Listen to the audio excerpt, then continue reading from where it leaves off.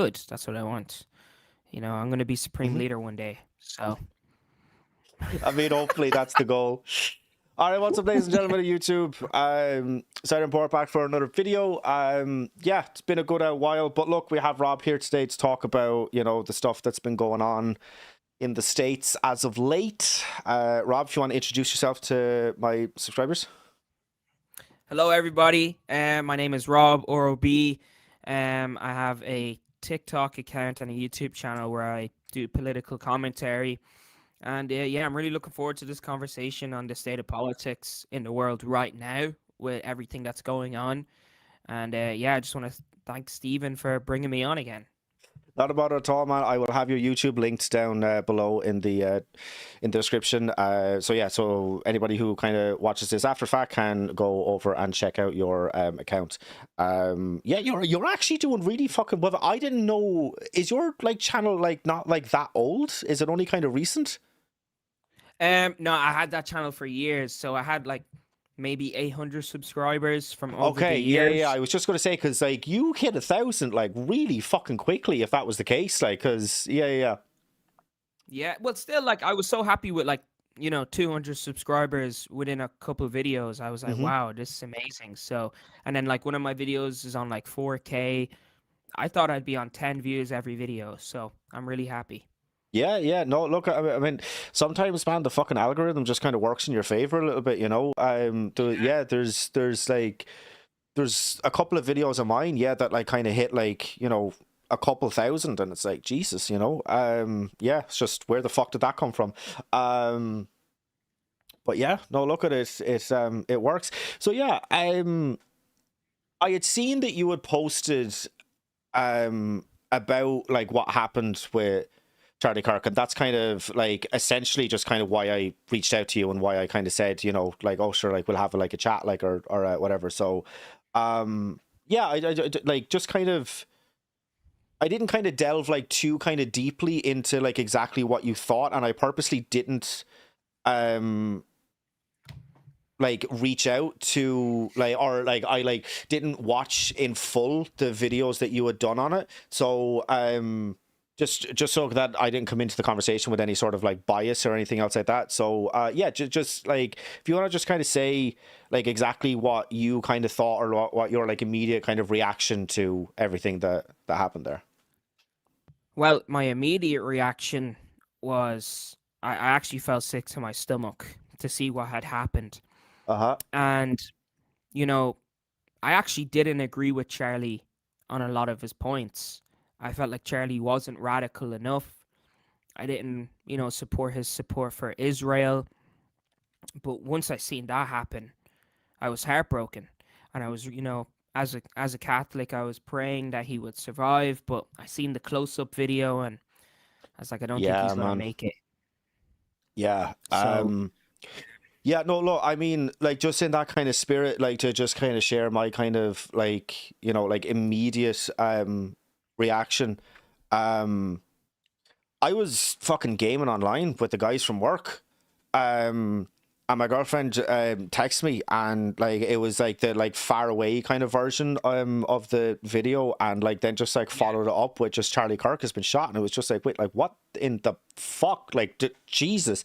And then like I mean like immediately kind of went on to like Google and was kind of sick because it's weird like and not that she would ever be kind of like oh, you know like here's like a fake story but it was just kind of like not like no this didn't fucking happen and then yeah like look I was one of the I'm gonna say unfortunate ones that did see the close-up video and Jesus fucking Christ man it is not it's not um it's not good, you know. I mean, the only kind of thing that like I immediately thought was just like oh like it was almost like instant. I mean, it kind of had to be, you know. yeah.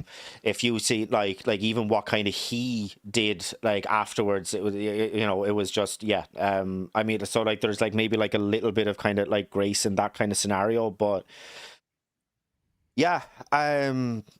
I mean, I immediately felt like extremely sorry for his kids, because I found out after the fact that they were like in the audience, they were in the front row, and so would have literally saw that happen. Like, you know, my heart genuinely breaks for his kids, because look at whoever like he was, yeah, like they didn't fucking deserve to see that or Yeah. anything else, you know. And I do definitely kind of lean on the side of like, you know, just because you don't like what somebody said, that does not mean that they deserve to get shot, you know. Yeah.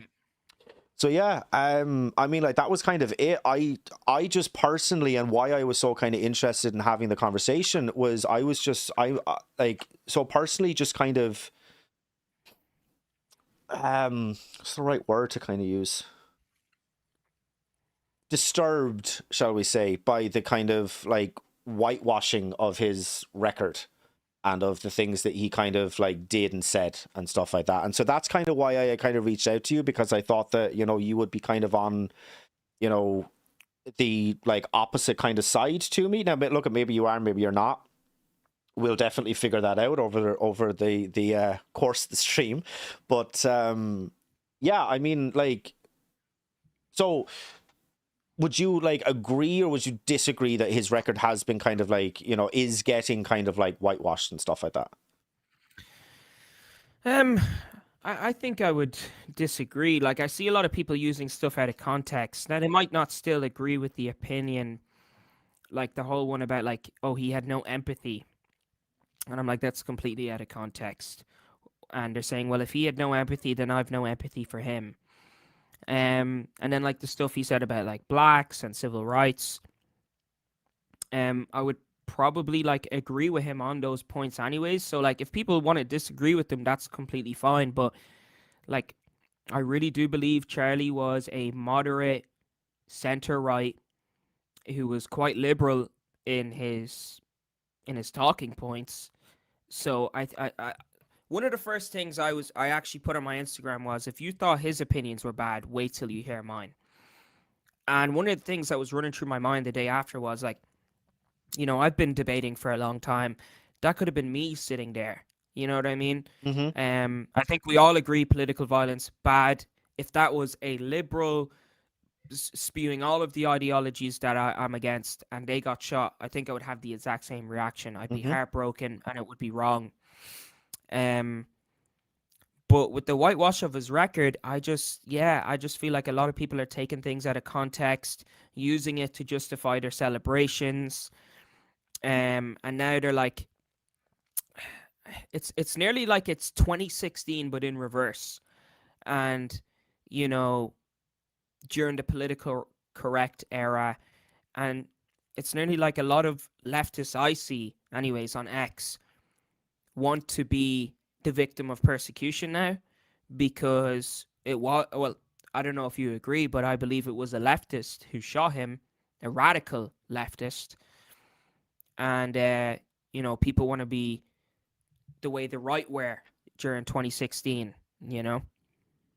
Okay, well, yeah, I mean, I just completely and utterly disagree that it was like a leftist of any kind of persuasion, radical or otherwise.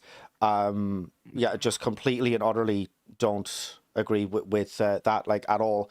Um, I mean, like, this was a guy who grew up in an extremely conservative Christian household. He was brought up around guns from like an extremely young age. The media found like pictures of him. I think like he must have only been 6 or 7, holding a gun twice the length of him. There was, you know, when the first kind of stories kind of broke out of like, oh, that like this is obviously a leftist, and then you know like you know that like when this kind of guy or when people were saying of him that he was a leftist, it like his family came out and said, "Don't you fucking dare call us leftists. We're diehard MAGA Republicans." The idea that like people are kind of getting this from is that like, oh, that like he took like a semester of like college and stuff like that, and so obviously like, you know, college equals like liberal, and it's like, listen, if he took a semester, by the way, of college. That's September till the end of December. That's 3 months. If your lifelong political affiliation can be wiped away in 3 months, it's a pretty fucking weak grasp of a political affiliation.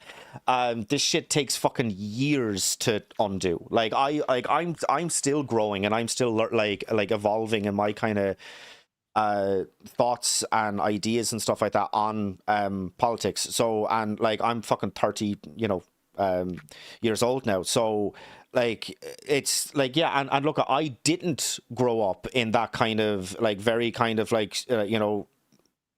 stringent and strict kind of this is what you believe, this is how we are, this is what the ideology the family has, whatever else. It was never really like that, and I'm still doing it. So the idea that you can undo that in 3 months is just completely and utterly laughable to me. That just didn't happen. I would have to disagree. Like, he was homosexual. He had a transgender partner. He wrote "Bella Ciao Ciao Ciao" on the bullet. He said, hey, "Fascists catch this." Like, to think that Charlie Kirk was a fascist is like the most like normie liberal statement. Like, I think we can all agree he definitely didn't support fascism like of any kind. He was like pro democracy. He was actually quite like he was pro gay. So that's the indicator for me that it's like this guy definitely was left leaning. You know what I mean? He said to his partner over text, "I'm sick of the hate that he spews." If he was conservative, he wouldn't believe any of that was hate.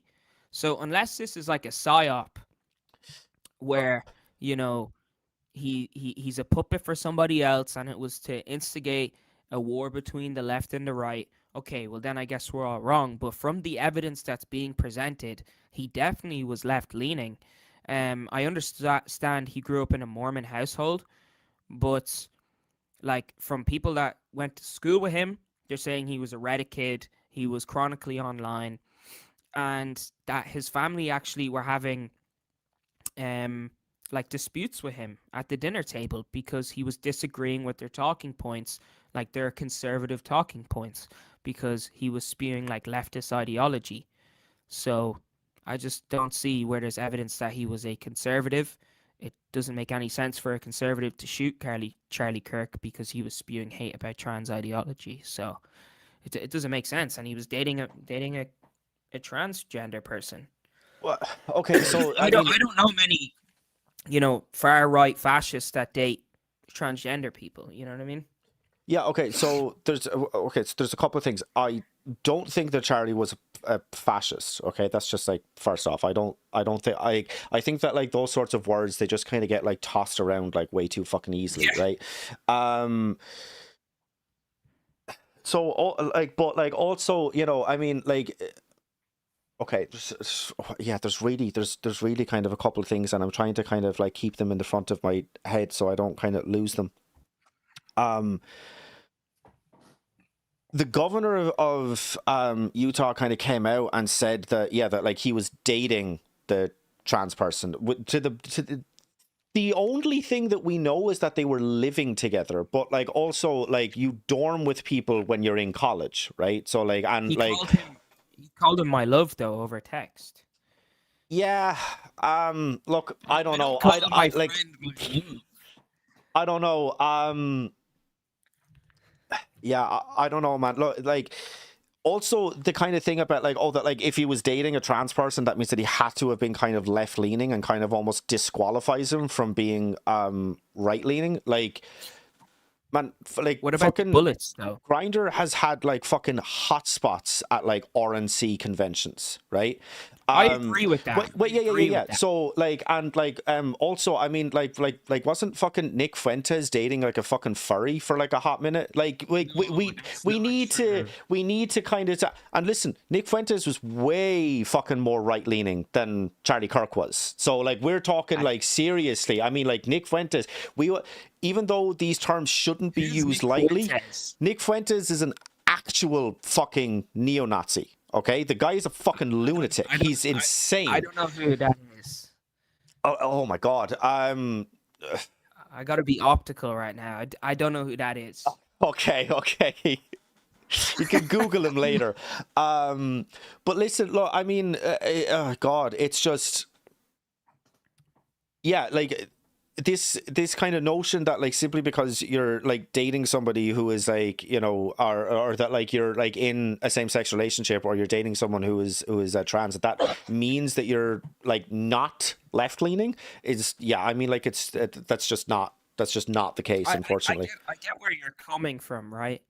But then we have the other evidence that's surrounding it. So I'm just saying, I'm not saying there's nobody on the right that is DL or dating someone of the same sex, but that's one indicator. Then the next indicator is, writing Bella Ciao Ciao on the bullet, which is a communist anthem. And then also writing, um, fascists catch this, right? So why would someone who's conservative think Charlie Kirk is a fascist? And then to write Bella Ciao Ciao. You know what I I mean? mean, I don't Like, know, man. I don't know why there's, he wrote, there's "Hey, nothing fascists, catch this." Some, you know, like there are stupid people on the left and there are stupid people on the right. You know, I don't know why he thought that he was a fascist. I disagree that he was a fascist. But also, look, I mean, like there are like photos of him up, like literally doing the they like Groiper fucking memes. He's like recreating them, like like yes, it just to was say, listen, Groiper. look, we might never know like exactly kind of where he kind of falls like on the kind of right, left, center kind of spectrum, right? We might never know where he kind of falls. There is like probably some evidence that would like indicate that he is maybe left leaning. In my personal opinion, I think there's way more to indicate that he is right leaning. But look at where he actually is on the like kind of the scale of politics is kind of irrelevant to me.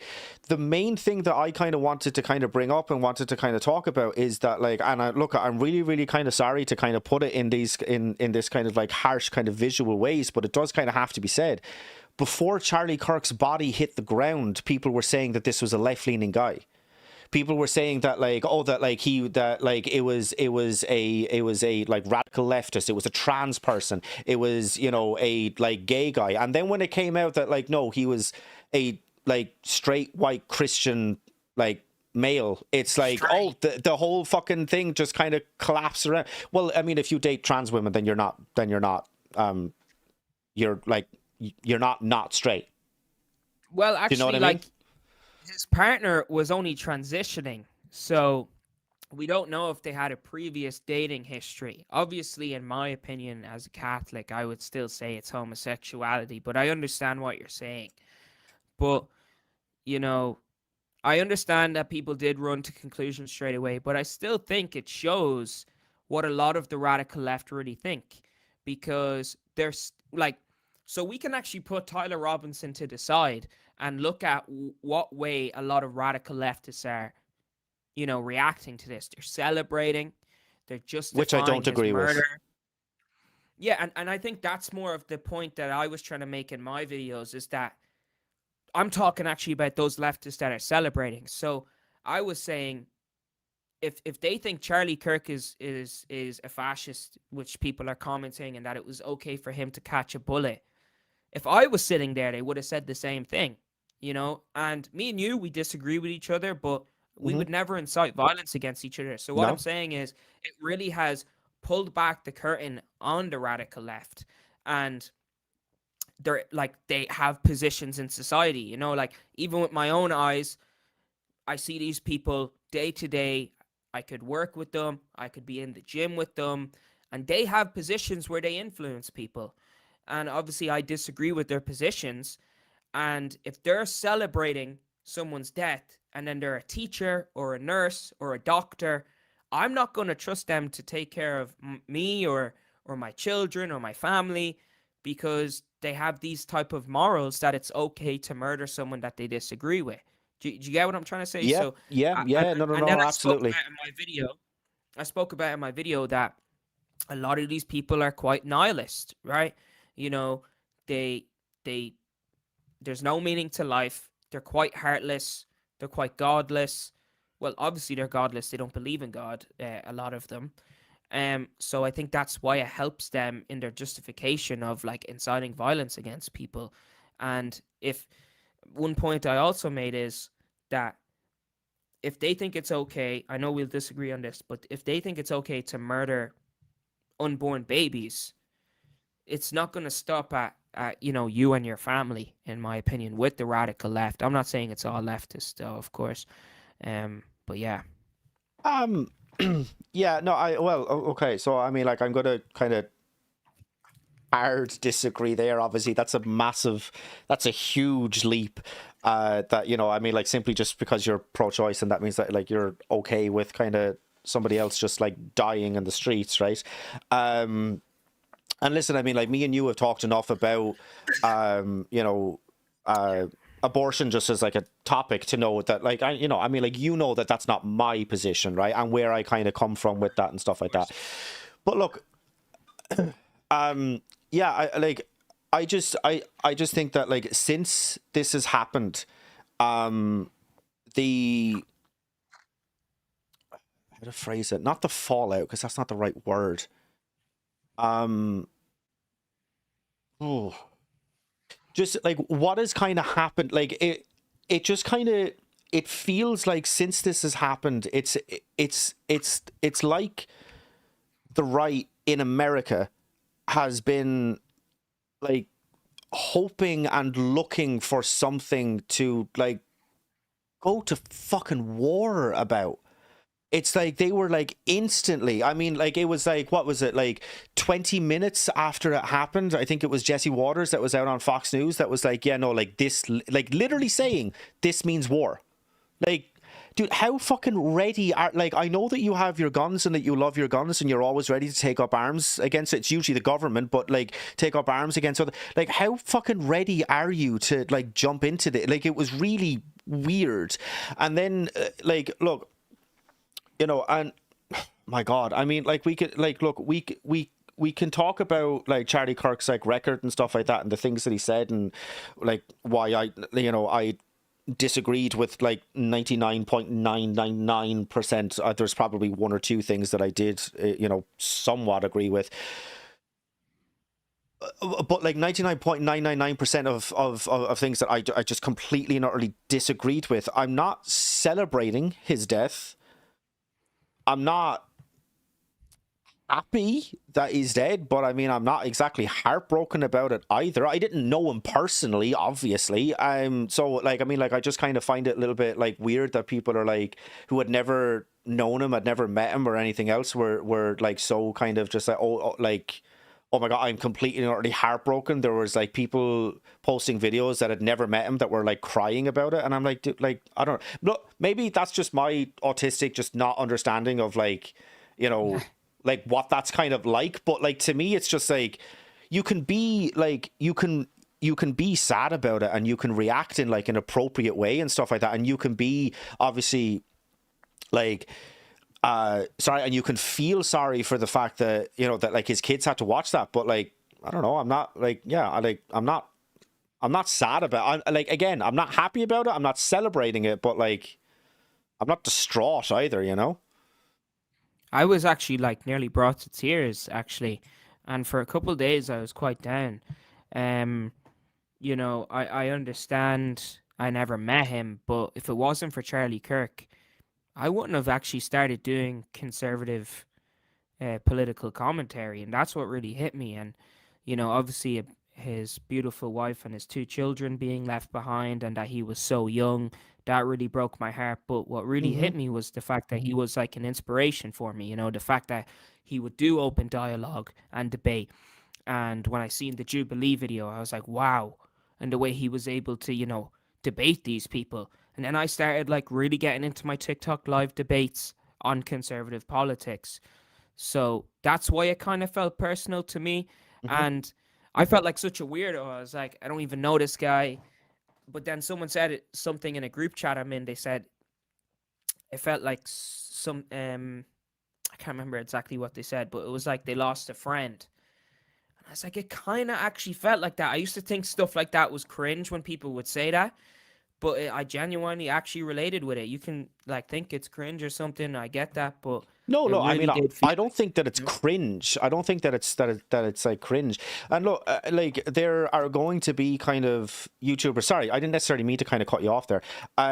There are like going to be like other kind of YouTubers that I like personally kind of follow that are, you know, for one reason or another are like going to kind of pass someday. That yeah, I mean, like, I will like definitely be like a little bit more kind of upset about, you know, because it's like, yeah, for one reason or another, or to one extent or another, that like, you know, they have kind of like inspired you, or they've like been kind of like a motivation to kind of want to get into talking about politics and stuff like that. So I do understand that concept. I'm not totally fucking heartless, right? I know that that's not what you were saying, by the way, but I'm just saying, like, it's yeah, yeah, it's I don't know, it's I just I'll let you continue, sorry. no, that's really it. And someone wrote here in the chat that it's called a parasocial relationship. Hmm. Um, and that like Princess Diana done the same thing. And I actually used to be Yeah, like, why true, were people true, true, crying true. when Princess Diana died? But now that makes a lot of sense. And yeah, and it's really sad because near the end, I kind of like despised Charlie Kirk. And I had just wrote in a couple weeks before his passing in a group chat saying like, "Oh man, I hate that guy," and I felt so bad for saying that. Um, because like, dang, he's actually dead. You know what I Hmm. mean? But I still appreciate everything else he done for conservative politics. It was more just the Israel stuff that got me in the end. You know what I mean? Yeah, yeah. I mean, yeah, like definitely. Yeah, there's like going to be zero kind of disagreement there, you know. I mean, like he had said like in one of like his other kind of like college debate things that he was doing, he was talking with someone and he was like, oh, that like Palestine is not actually like a real place, that it's called Judea and Samaria. And that that's what that place is called, and that like so like Palestine doesn't exist. Well, like Charlie, like okay, like I'm really really kind of sorry to have to kind of break this to you. Russia was not always called Russia, right? Hungary was not always called Hungary. America was not always called fucking America. And absolute fucking irony among ironies, Israel was not always called Israel. So simply because it's not always been called something does not mean that that place does not exist. Like, Yeah. I'm sorry, it's fucking retarded. Like it's just like it's stupid. Yeah, so yeah, there's like definitely like there's zero kind of disagreements there, like, or at least with that kind of sentiment. Yeah, look, I mean, like it's not that I kind of am like kind of like, oh, like don't kind of speak ill of the dead or whatever else. Like it's not even necessarily like that I'm speaking kind of like ill of him or anything else. Like, but it's just like I just don't. Yeah, again, it's this point of like I just don't like that, like his record is being just so kind of whitewashed. I mean, like he asked for, and I'm quoting him now, some amazing patriot to bail out the guy who brutally beat Paul Pelosi with a hammer, to be bailed out of prison. And it's like, Right. dude, what the actual fuck are you talking about? Like, this is a guy. So simply because Nancy Pelosi, like obviously you know who she is, right? I heard the name. So she was the Speaker of the House of Representatives for I think both of Obama's terms, Trump's first term, and then I think it was like halfway through Biden's, they lost control of the House. So Speaker Mike Johnson is the Speaker of the House now. But like, you know, like, but like even aside from that, she's been in politics for like for forever, right? Right. She's left leaning. Well, she's a Democrat, right? She's not left leaning. She's a Democrat. But yeah, so this guy broke into their house. Apparently, he wanted to kidnap Nancy Pelosi, but because she wasn't there, he like broke in. He had a hammer with him, and he like beat Paul Pelosi, like he was hospitalized afterwards, like it was bad. And yeah, he called for his assailant to be bailed out of prison. So it's okay, or it's somewhat, you're kind of normalizing it if there's political violence done towards the left, but now everybody has to clutch their pearls and act like they're so fucking shocked that this happened and show absolutely nothing but radical empathy and radical sympathy because it happened to him. Like, I'm sorry, the two I'm just not really connecting there. I've actually never heard that before. Yeah, I've never heard it before. I'm not like speechless or anything. I don't condone that, but I still would, say, like people make mistakes. The same with like George Floyd. A lot of people burnt down. Is it Minneapolis where he where that happened? I can't remember. They burnt it down to the ground, and a lot of people can say, "Well, he done a lot of bad things. Why should we have empathy for him?" Yeah. He Oh has my God. statues and he has murals and Hmm. this, that, and the third, and you can say he was murdered. I would say there's speculation around that, but even though still someone shouldn't have died, but it's like, can we not have empathy for people if they make a mistake and do something wrong? Because as obviously as a Christian, I believe nobody is perfect. Nobody has not done anything wrong. So Yeah. Oh my God. I maybe kind of shouldn't kind of like I've done harp bad on this as things. much as I'm kind of going to, but I absolutely fucking despise that phrase of like a city was burnt down to the ground, as if it's just nothing but a pile of ash and rubble now, and that like oh, it's where like Minneapolis like was, it's just not there anymore. Like that's just not what happened. Yes, there was buildings that were burnt down, and I'm not condoning that in any way, shape, or form, but like it's just, yeah, like the city is not burnt to I'm just the generalizing. ground. I know what you mean. It's just like when I hear that phrase, it's like nails going down a chalkboard. You know what I mean? It just sets my teeth on edge. I just absolutely, it's just, yeah, it's just such an over dramatization of like what actually happened. But yeah, and like it's just, to me, I just don't even really understand why. Like, what happened was already bad enough. Why do you need to make it sound like it was worse? It was just weird. But yeah, no, I mean, like, not that you necessarily kind of like brought up a point that I was going to make, but I mean, he also called for Derek Chauvin to be like released and to be like, he wanted Trump to pardon him so that like he would be released for Well, that. I feel like they just made an example of Derek Chauvin. Um, and one thing I actually put on my Instagram maybe a day or two after the death of Charlie was when some thug rapper who's, boasted about murdering people dies in some gang feud or from an overdose, people will post, RIP, and they'll be so heartbroken about him, for example, like King Von. But those same people, I'm not saying like it's you or anything, but those same people then were unfollowing me and cheering on the death of Charlie Kirk. And I'm like, you're a retard, So I think both sides are being hypocritical in this.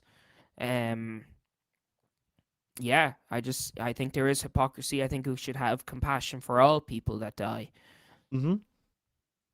even Yeah, King Vaughn.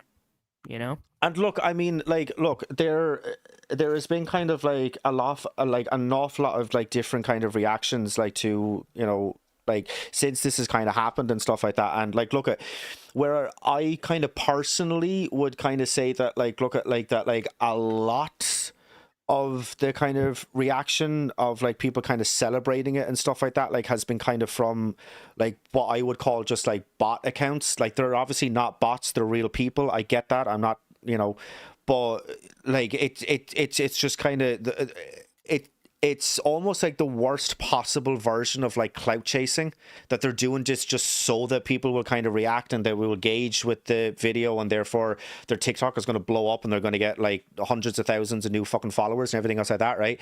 It's the worst possible kind of clout chasing. That's the majority of it. I However, hope they lose their jobs. By the way, I hope those people lose their jobs. I And I would say mean, the same. I would say the same for a right winger if they celebrated the death of George Floyd. They should lose their job. yeah, I don't know. Mm, yeah, If I probably. went Like, into church I and I said, definitely, I "Yeah, George deserved it," I should lose my job. yeah, I mean, I do kind of get that. I see where people are kind of coming from, where it's like, well, yeah, well, that technically is free speech, and yes, it technically is. It technically is. But also, like, you are working for and therefore representing a company or an organization. If you don't align with their values, they do have the right to fire you. So yeah, like it would be something that I would kind of sometimes like kind of swing back and forth on, but 9 times out of 10 would Yeah. kind of land on, yeah, they probably should be. um but yeah, oh god, there was something else I was going to say to you there, and it's after going out of my head. um But yes, sorry, yes, that's what it was. Yeah, I would say that like an awful lot of the people that are kind of celebrating it is that kind of bot tower. However, and I'm really kind of disappointed that like this has kind of happened and stuff like that. Like, because I already didn't like his stance on Israel and Palestine, but I think that what Destiny has been doing in the last couple of like in the last week or so is just beyond fucking cringe. Like, dude, fucking shut the So fuck up, right? It's like, oh, should lose. you won't say anything against it or against political violence. What, because Trump hasn't? I'm sorry. Is anybody actually fucking expecting Trump to have a nuanced, like, engaged political fucking take, as if like what, for the first time in his fucking life? Shut the fuck up, Destiny. Like, you don't need the permission of the president of the United States to feel bad that somebody died. Like, you don't need that. I get, like, to a degree, I get what he's saying. And I mean, like, in almost principle, yes, at a time like this, the president of the United States should be saying, you know, can everybody just chill the fuck out, and let's decrease the temperature just massively. We need to seriously fucking just everybody chill the fuck out and stop shooting each other, right? Yes, 100% the president should be saying that. We know that because Clinton has done it, Obama has done it, Joe Biden has done it, Kamala Harris, when like she was campaigning, she did it. Like, there's like, we know that it can be done and that it should be done, but that still doesn't mean that you can't come out here and say, like, I absolutely can completely, like, am against this. This should not have happened. Like, you don't need that. You know what I mean? Yeah, I hear what you're saying. Um, I don't know. I don't really trust the administration. They're probably up to something else. You know, they're going to grift off of this. So Oh yeah, yeah, this is really absolutely. going to help JD get his first term. I don't want to say too much so I can get a visa into America, but like You and me both, they're brother. grifting off. Yeah, you know, they're just grifting off of this really. Um, and it's just whatever the people above them tell them to say. Certain type of people. One guy, name begins with a P. So Well, um, yeah. Uh, yeah, look, I mean, like, I just don't, yeah, I just think that, like, look, at there are, like, even just to kind of go, like, back to, like, what Destiny said, like, in its entirety, because an awful lot of the clips, yes, are out there on, like, TikTok and Twitter and stuff like that of a lot of what he had said, yes, but, like, the majority of what he said, or he kind of said everything together on his most recent appearance on Piers Morgan on Censored, which, I mean, like, Piers Morgan is just a loathsome individual, even though he has come around on Israel and Gaza, thank fuck, and way too late, I but don't I'll even still like take it. Pierce Morgan. But yeah, like, a lot of, like, yeah, so sorry, so what he was saying in a lot of different clips, he pretty much said all of it on that one appearance. And Yeah, look, I mean, like, there are certain points that I do kind of agree with, you know? I mean, like, if anything kind of happens where it's like, you know, a leftist kind of shooter, like there are like all of the kind of prominent like leftist figures, including like the like presidents at that time, who kind of speak out against it and who do condemn it. But then also, you know, I mean, like what he was saying is that like when we look at the right, what we find is that people who are kind of not necessarily kind of celebrating it, but are not like ultra exactly sad about it. And look, I mean, even kind of Charlie Kirk to like him personally, you know, talking about like that, like Derek Chauvin should be released, and then asking like an amazing patriot to go and free Paul Pelosi's attacker. You know, like there's a clear distinction, is what he was saying and what is there, right? So yeah, it's he's very difficult to agree with. Destiny is. And I think that like an awful lot of the people who are like in his comment sections that are like basically just like cheering on like everything that he does, like they're just beyond fucking cringe. Yeah. Because like look at like even some of my kind of like favorite YouTubers, I don't agree with everything that they say. Of course not. Like I'm not, because I'm not like a fucking sheep in an echo chamber. I have my own fucking thoughts and I have my own opinions. Yes, obviously, because you know, they're one of my favorite YouTubers about politics. We would share, there was be an awful lot of overlap there, as I'm sure there would be for you as well. Like any kind of content creator on YouTube that just talks about politics. Obviously, there's going to be an awful lot of overlap, right? But I mean, like that doesn't necessarily mean that you do or have to agree with everything that they say. And so, yeah, I just think that like Destiny has this like really like specific ego about him, that like he thinks that like, you know, he'll just say whatever the fuck he wants and like he won't actually lose any I subscribers or think any he's a kind of. weirdo, bro. He's a Yeah, weirdo. yeah, um yeah, I don't know. You had mentioned a little kind of while ago that like something that Charlie kind of said about the civil rights movement, that you agreed with what he said there. Can you kind of expand on that? He says something about like, you know, black people committed less crimes during the civil rights movement. I can't remember the quote fully, but it was something along those lines. Okay. Is that is Uh, that like well, I maybe because they were living under Jim Crow laws? yeah. And like After if like a person of color in the United States was even suspected of doing something, that, you know, like lynchings happened. Like this was like like an extraordinarily like dangerous and very scary time for, you know, for everybody, but I mean like especially like for them, you know. well, obviously, I don't agree with lynching anybody, Well, right? But I would hope so. I see the argument that so obviously we have black people in slavery, no education, no skills other than like the slave work that they had to do, are just freed into society. And I feel like that was a stupid idea to just free them into society. Because like these poor people, they weren't going to survive. They can't fend for themselves, right? So a lot of them died off. We know that happened, and there was obviously people that survived. And I feel like there could have been a better way to do it. So like minus the lynchings, minus the discrimination, but like a slow release into society so that they can integrate into society.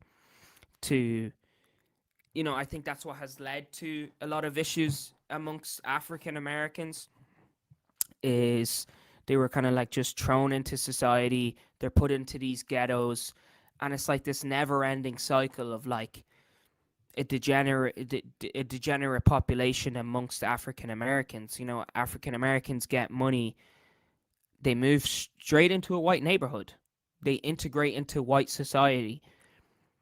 I feel like there could have been a better way to do it. So I think that's like the point that Charlie was trying to make, is that under Jim Crow laws, I'm not condoning everything that was done during it, but they were nearly better.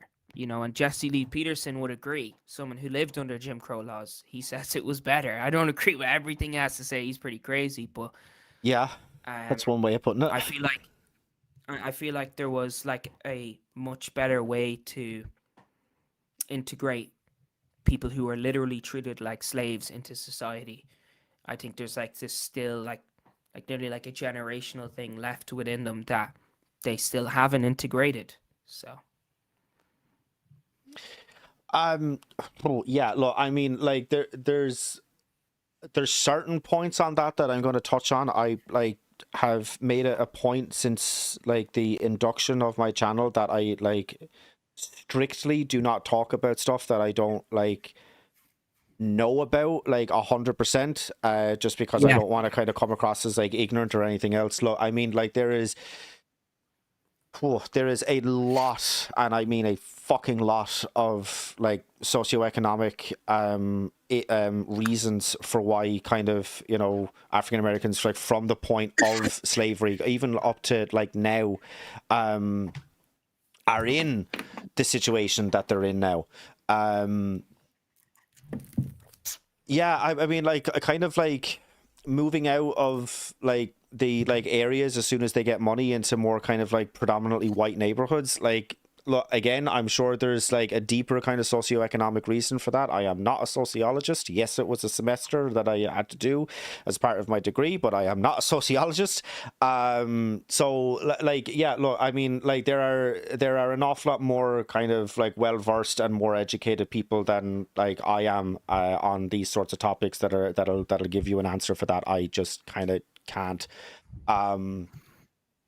But yeah, I mean, like, it's not as if this like the like point is to kind of say that like this is not just kind of something that like they've kind of fallen into, or that like this is like inherently like something that they're like always kind of going to do. Like it's just the situations like are what they are, and they've been like dealt the hand that they were dealt.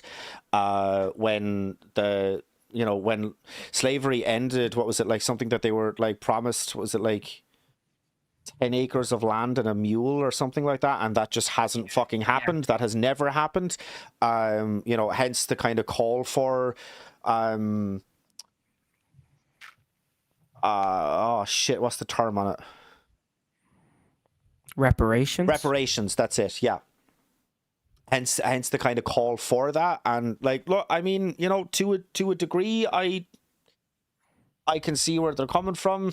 They were promised, like not just like an end to like, enslavement, but also that like, this kind of like prospect of like a better and more kind of flourishing life afterwards. That promise was never delivered. So yeah, I mean, like I do definitely kind of see where like some people are coming from when they talk about that, but yeah, I don't know. It's I think it's retarded. okay. Yeah, I feel like black people have just as many opportunities nowadays. They have like affirmative action and stuff like that, um, to be able to make it. Like we see it though, like Barack Obama and these type of people are able to clearly make it in society. I don't think there's anything holding them back anymore other than their own behavior. Not all the time, but the majority of the time. Well, look, I mean, like And there is still an incredible bias when it comes from like police officers and stuff like that, like where they like do kind of like just assume that, or like like Jesus Christ, I mean, like when the fuck did stop and frisk end? Like not even that fucking long ago, right? In like recent history. I like where there is like the racial profiling, whereas there's the racial stereotyping, where if someone applies for like and there's been fucking studies into this, where like if you apply for a job which and have a, and please fucking forgive me because I hate the fucking terminology in this, a black sounding name. Again, there's something about that. It's like nails on a chalkboard. It sets my teeth on edge. I fucking hate it. Where you are not as successful, even though you are equally maybe as like qualified as like some other kind of, a person with like a white sounding name, right? Like there is an awful lot of kind of biases and mistreatment, whether it's like conscious or unconscious, that are like towards that are towards them. And so like it's not, I get what you're saying, and in theory and in practice it should be, like equal opportunities for kind of everybody. I do get that, and like I would agree with that like, you should have like an equal opportunity to, apply for and get like any kind of like job or degree or career that you want to, but that's just not how that pans out in reality. I feel like, as someone who's mixed and is a part of, both communities, a lot of black people will agree with me and say a lot of black people fulfill the stereotypes. You know, I had my era of, chilling with the black boys, and we were up to no good. You know what I mean? We were up to no good.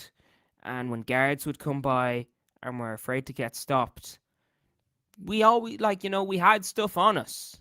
And if the guards stopped us, we could say it's racial profiling, but they were right if they did stop us. And when we used to get stopped, I never got done because I would never be carrying anything, a knife or drugs or anything like that. It wasn't my thing. But the boys did, and they'll agree and they'll say, I won't say it on the stream, but we say there's a difference between black people. There's black people, and then there's like the ones that actually behave like the stereotype, if you know what I'm trying to say. And it's just, I don't think all black people are like that. No one ever is saying that. But I think it's the same in America. You know what I mean? Do you get what I'm trying to Um, say?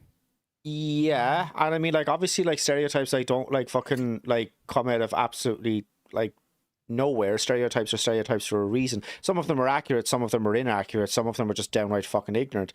Um, but yeah, I still, I don't know, like, the example that you gave, okay, so you could say that, like, it was true, or that, like, it was accurate, in your case. The exact same thing could happen where the person was completely and totally innocent, but just because of racial profiling, like, that happened to them. So, I But mean, it's the like, same in thing their like case, if it you're would be, wearing a tracksuit. If a white guy's wearing a tracksuit, he's walking down the road in his Monterey. I think guards have every right to stop those guys and search them because they're but probably up to no based, good. based on what? On their clothing? Yeah, because I think you can group people into like why do they wear this clothing? You know what I mean? Um, why are they walking around in groups? They're probably doing what the other groups do that wear that same type of clothing. You Well, I know, mean, like, and I'm wearing tracksuit pants right now. Am I up to, like, no, I mean if I like was to walk outside, the does a guard have a right to stop me simply just because I want to be comfortable? I'm more referring to the Yup Bros that walk around Dublin City. You know, the groups of the Yup Bros that walk around their Monterex and Monterey. They're probably up to no good. And that's something I see with my own eyes. But like, it's not just that they want it. Like, I mean, like, we can both agree, right, that, like, I mean, like, tracksuit pants are, like, more comfortable than, like, jeans, right? No, I think I get there's a the difference aesthetic. between Jesus Christ, like, I mean, like, I don't always fucking dress like I'm, like shit. But I'm just saying, like, simply just because you're wearing something in public does not mean that you're not. Does not mean that you're up to no good. I can read these guys straight away. I'm not going. If I stopped a group of them on the street, none of them's going to say, "Yeah, I'm studying law." You might get a rare one, right? But if I stop them, they probably all listen to the same music. They probably all smoke joints, and you know, they're up. I just believe they're probably up to no good. Maybe not up to no good, but it's like I think the guards have every right to stop them because I know these guys. I can read them. I can read what type of people are, and I think guards are good at reading people. You know what I mean? If I got stopped, I'd be a bit like, "Why are you stopping me?" Because I don't really fit the description of these stereotype groups that are up to no good. Now, if they said that, maybe I'll agree with you. Maybe I'm talking trash, but I'm just going off with what I see with my own eyes, my own anecdotal evidence. But I mean, like, it's not even Like you just see a that. fella Like, but in it. no, Go no, ahead. go on. No, I was gonna say like you see a guy maybe wearing like a pair of chinos and some Converse. He's most likely not up to no good. Could be, but he's most likely not. Yeah, I mean, I just don't think that that they have like a right to like stop you just simply just because of what you're wearing. I just don't. It's not a hill that I thought I was going to die on in the course of this conversation, but I mean, it definitely is. Yeah, I mean, like you're technically right that I mean, like yeah, like if they did kind of like stop and search like or whatever else, like they possibly could kind of find something that they're not supposed to have, like or something like that, like. But it's yeah, that's still not like a reason to stop them I'm just just because going off, like, they I might. was a part of these groups, and they were up to no good. You know what I mean? These That could guys in be the all nice. well and good, but the thing about it is that the guards or the police in America, they don't know that. They're assuming that based on I think profiling, and the profile is, you know, that there's like a group that like they may be kind of listening to music, you know, like out like on like a speaker in public, which is like shameful, and you should stop. Please stop doing that. Stop making me listen to your music when I'm in public. Just stop. But you know, like simply then because of like what they're wearing or like what they're doing or like where they are, that's not that's not that's not a I think reason if you to stop present, someone. if you present, sorry to cut you off, but like if you present as a degenerate, you're probably a degenerate. Well, not necessarily so. But also Really? but yeah, well yeah, but also just because I mean like even if like you are, that doesn't mean that they get to stop you and search you based off of nothing. Like there is a reason why, I mean, like especially in the states, like why they need probable cause to stop you and to search you. Like being in a certain area, looking a certain way is not probable cause. That's bias. That's stereotyping. That's racial profiling. I think they should make that a That's law. what that is.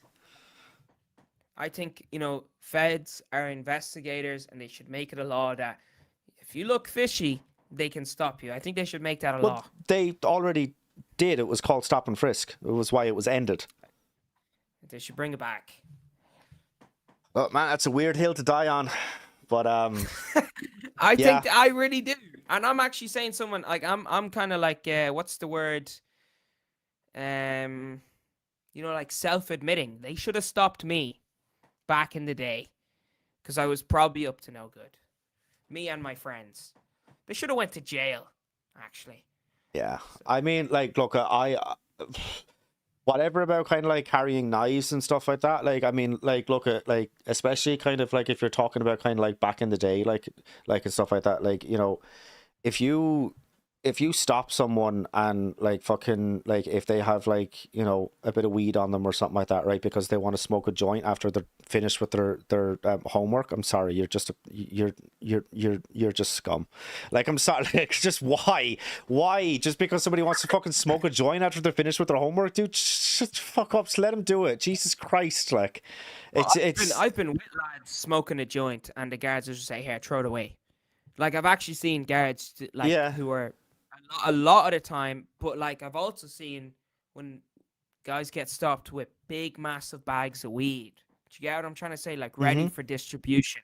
Yeah, they should get in trouble. One time, we were all out on St. Patrick's Day, me and the boys, and we were having a few drinks. They were smoking. I didn't smoke, and guards came, searched us. The guys were hiding their stuff or whatever. One of the guys got caught. And they just drove him home to his parents' house and got his parents to give out to him. And they didn't throw him in jail. So I think it's like to try and teach them a lesson of you shouldn't be doing this in public.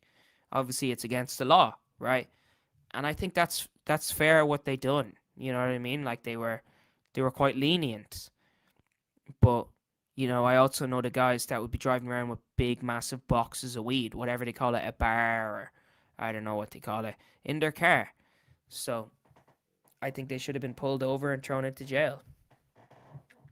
And if this cop stereotyped them, they would have gotten it right.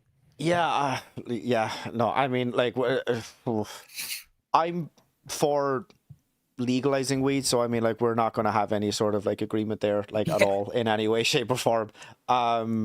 You know, yeah. My opinion on that has not changed just because I have like I don't smoke anymore. But yeah, Death it's penalty. but I don't smoke anymore though, so it's fine. Yeah, shit. I mean, yeah, I don't know. Fuck. Yeah, I just okay. Hmm. Thought we just got some mixed fucking reactions there in the comments. Someone says legalize it. Another person says that legalizing it causes a society to degenerate. So we some mixed reviews. But yeah, wild. Shit, man. Yeah, look, just to kind of get back to some of kind of Charlie Kirk's record and stuff like that. I mean, okay, yeah. I feel like I kind of need to kind of like preface this again just by kind of saying that like I am like definitely not celebrating his death, but also I'm not like I do think that under the guise of unity, Charlie Kirk did kind of sow seeds of hate and of division. Um and I mean like so if you haven't like and like even the way that like he would kind of phrase like some of the stuff like oh that like this is just his like opinion or he's just sharing some like thoughts that he has like or whatever. An opinion is I prefer Coke over Pepsi, right? That's an opinion. Just being like quietly and almost politely racist is saying that like if your pilot was black that you would wonder if they were qualified. Like that's Based. just racism, my dude. That's just racism.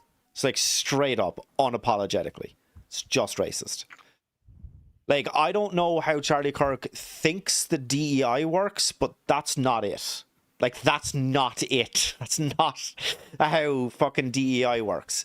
That if your pilot was fucking like black, oh yeah, that like that was like they just saw somebody on the street. They did a quick interview. Turned out that he was shit hot at fucking Microsoft Flight Simulator, and was like, "There you go, son. There's the keys to a plane." Like that's not how that works, right? It's just not. So yeah, like I mean, like whether you're like quietly or like very loudly racist, that's like it's still racism, and that is racism. Very red pilled. Very based. Which is now what Charlie said. Nah, I'm just trolling. I'm Okay, trolling. okay, I actually okay. I That's don't good. know what That's the good. context was of what he said. Um, I, so I I feel mean, like I should it was again, it was on one of those college campus debates things that he did and yeah the like person was talking about DEI and that was something that was kind of like that was part of the response of what he said. He was arguing against DEI, obviously, like Charlie was famously against it. Never, in my personal opinion, never quite understood what it was, but yeah, like used that as like an argument against why DEI should be a thing. right. I don't think it should be a thing, whatever it is. You don't think I'm it should pretty be a sure thing, DEI. whatever it is? Well, like DEI is to give minority groups more opportunity in the workforce, right? That they get to. Among other things, yeah. I mean, I like among other things, and that's just part of the diversity. But there's also the equity and the inclusion. There's two other Yeah, parts of it. it seems pretty racist to me though. That's racist. Literally, That's literally how? anti-white. It's anti-white. Okay, do you know who the biggest benefactor of DEI programs have been? Probably some. I don't know. Tell me. White women. Yeah, I think a lot of white women are anti-white. I spoke to a person the other day who was anti-white. She was like, "Oh, I'm standing here in my privilege." I'm like, "You hate yourself." I'm probably more pro-white than her. I can't tell if you're trolling, but I really hope that you are. I really do believe a lot of white people are anti-white. Yeah, they hate white people. They hate themselves. Why do they hate white people? I don't know. Maybe it's this form of like self-hatred, or they want to be revered amongst ethnic groups other than their own. I don't know what it is. It's very strange. I see it with my own eyes. Well, I'm standing here in my privilege. I'm like, you don't have privilege. You're probably actually going to be a minority by 2050, according to statistics. And I think they're losing this privilege by literally things like DEI. Oh, we need to hire a black person over you because, we need to reach diversity quotas. That's insane. It's like whoever is qualified should get the job, and that's it. Yeah, absolutely. But that just means that, like, if somebody who is like a person of color, or if they are a woman, that if they are applying for a job, then they should be able to get that job.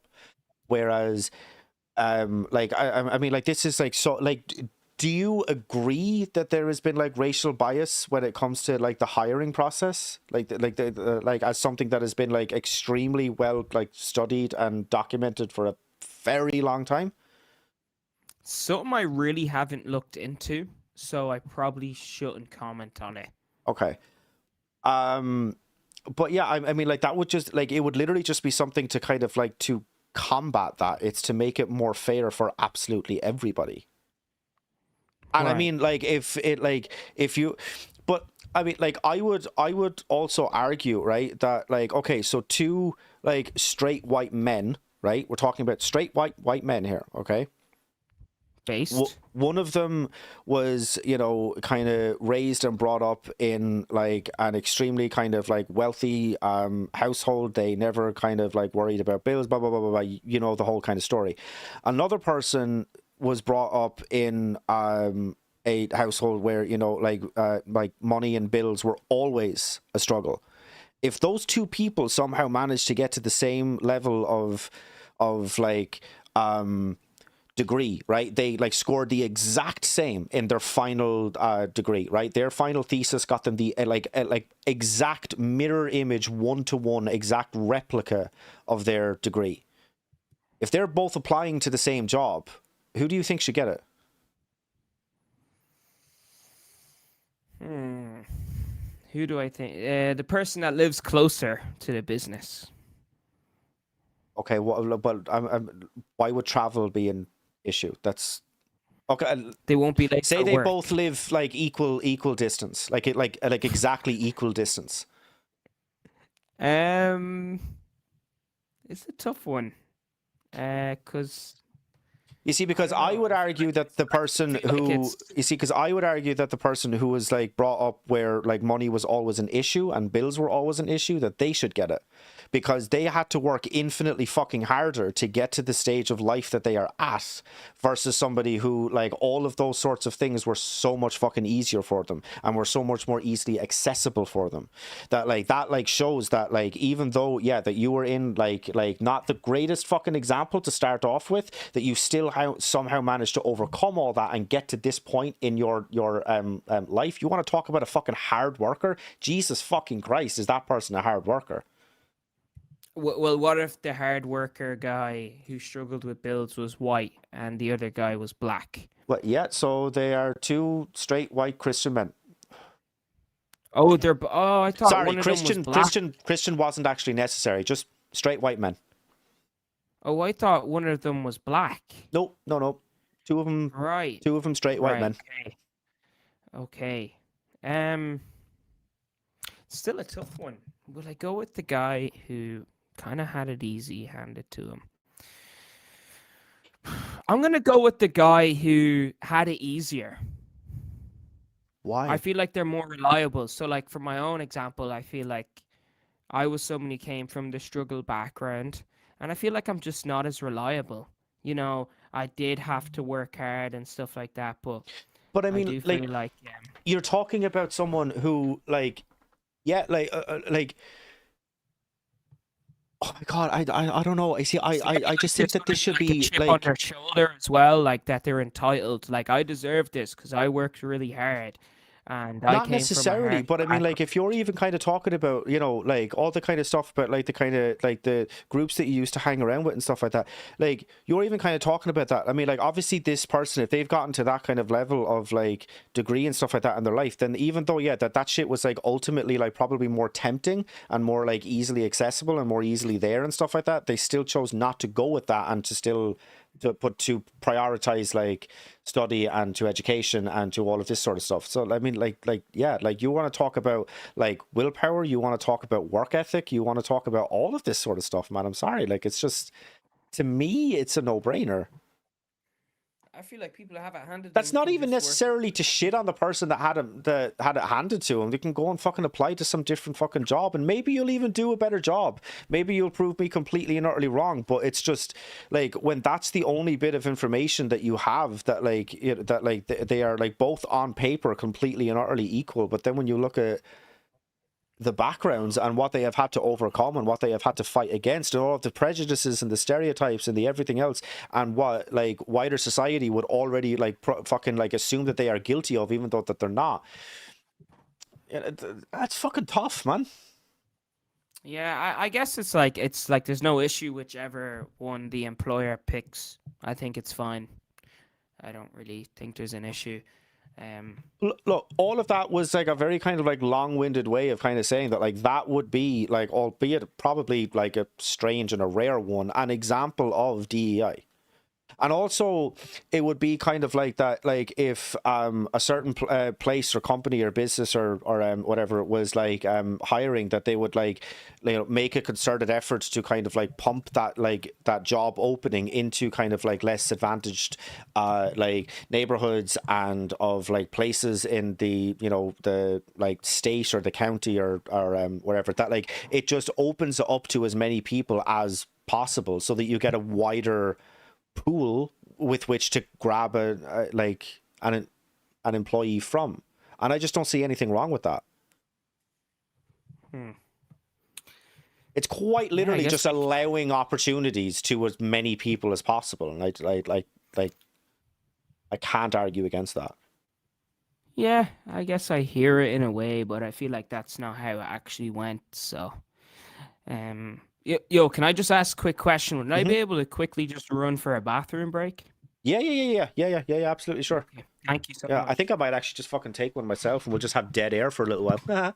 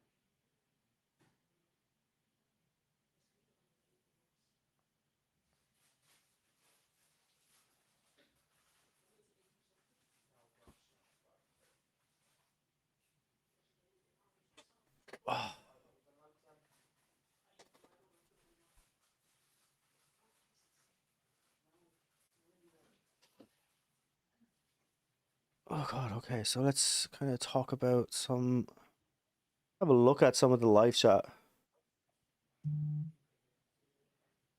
Seems to be fairly.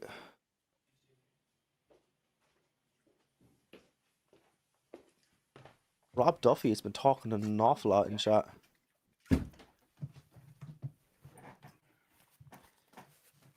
And we're back. We are back. We're so back.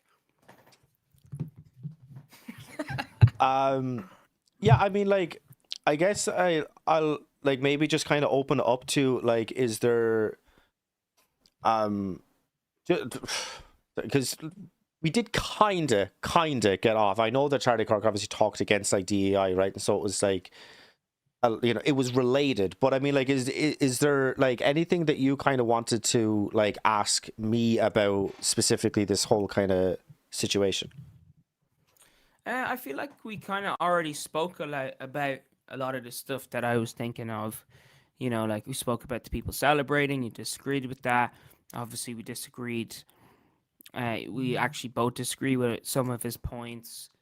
So yeah, I feel like, and then we disagree on who the shooter was. Obviously, I feel like there's three narratives going. It's either the Mossad done it. Some people are saying a Groiper done it, or he was a leftist. And I'm just gonna go with the leftist one right now.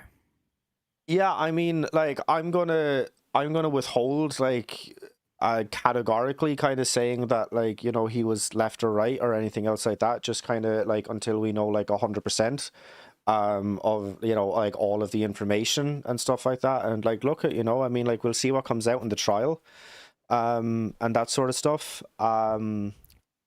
But yeah, I mean like for the moment I can kind of see it going either way.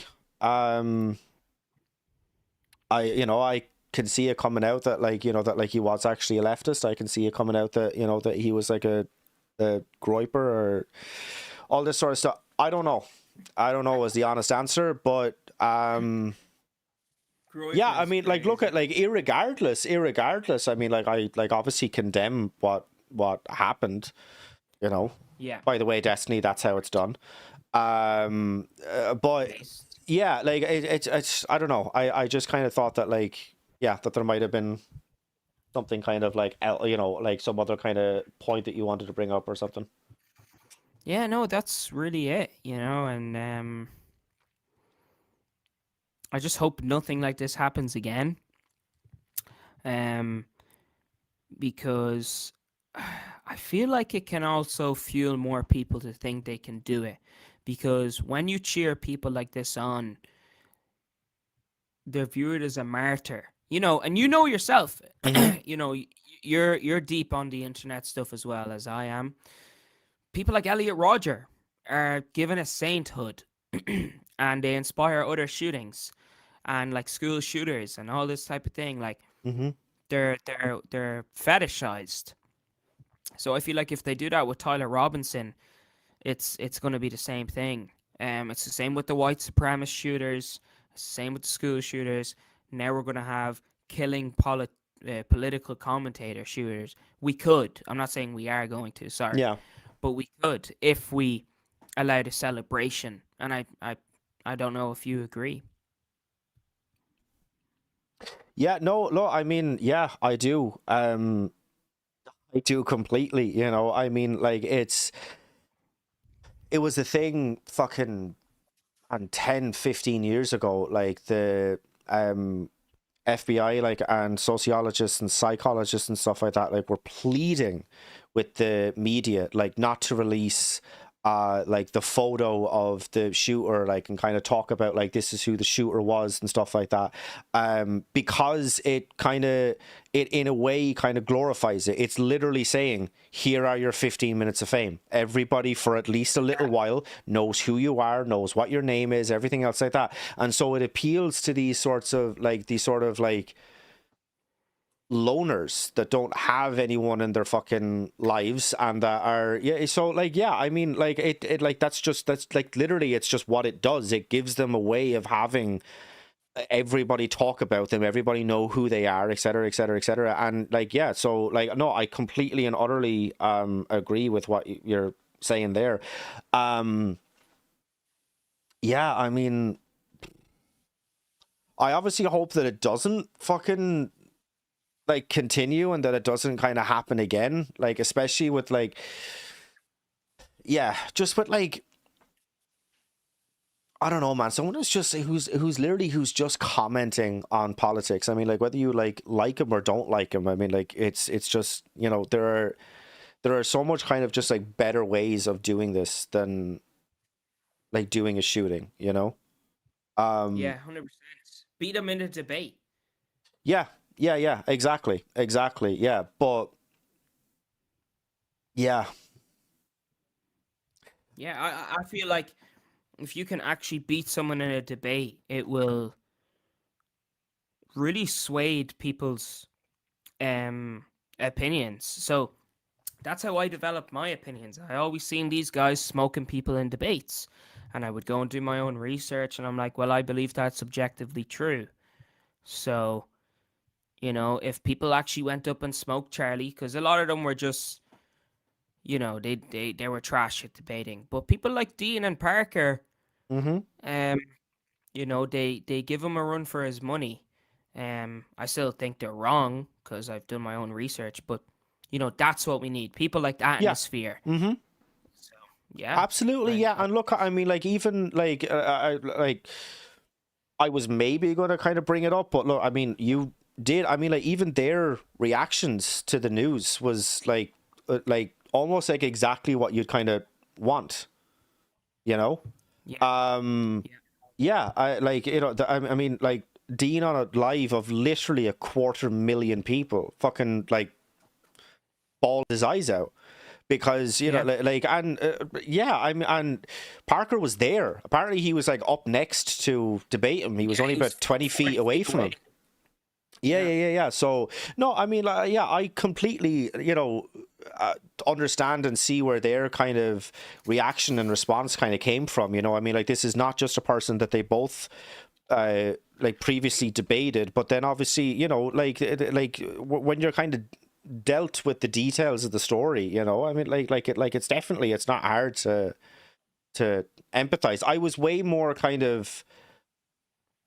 I had kind of a reaction in a sense of like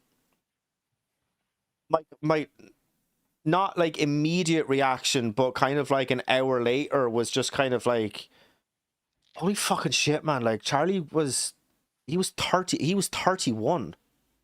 yeah. I'm 30. He was only a year older than me. You know? So yeah, I mean, like, I don't know, it just kind of, it was like, fuck, man, I don't know, it just kind of hit just a little bit kind of more, just, I guess, just kind of, just because we're so kind of like similar in age and stuff like that. And it was, yeah, I don't know, it was just, yeah, it was, It's crazy. um, yeah, look, at one other thing, like a little, not off topic, but not to do with this specific one. What do you think about Jimmy Kimmel getting his show cancelled? Based, very based. But why Um, though?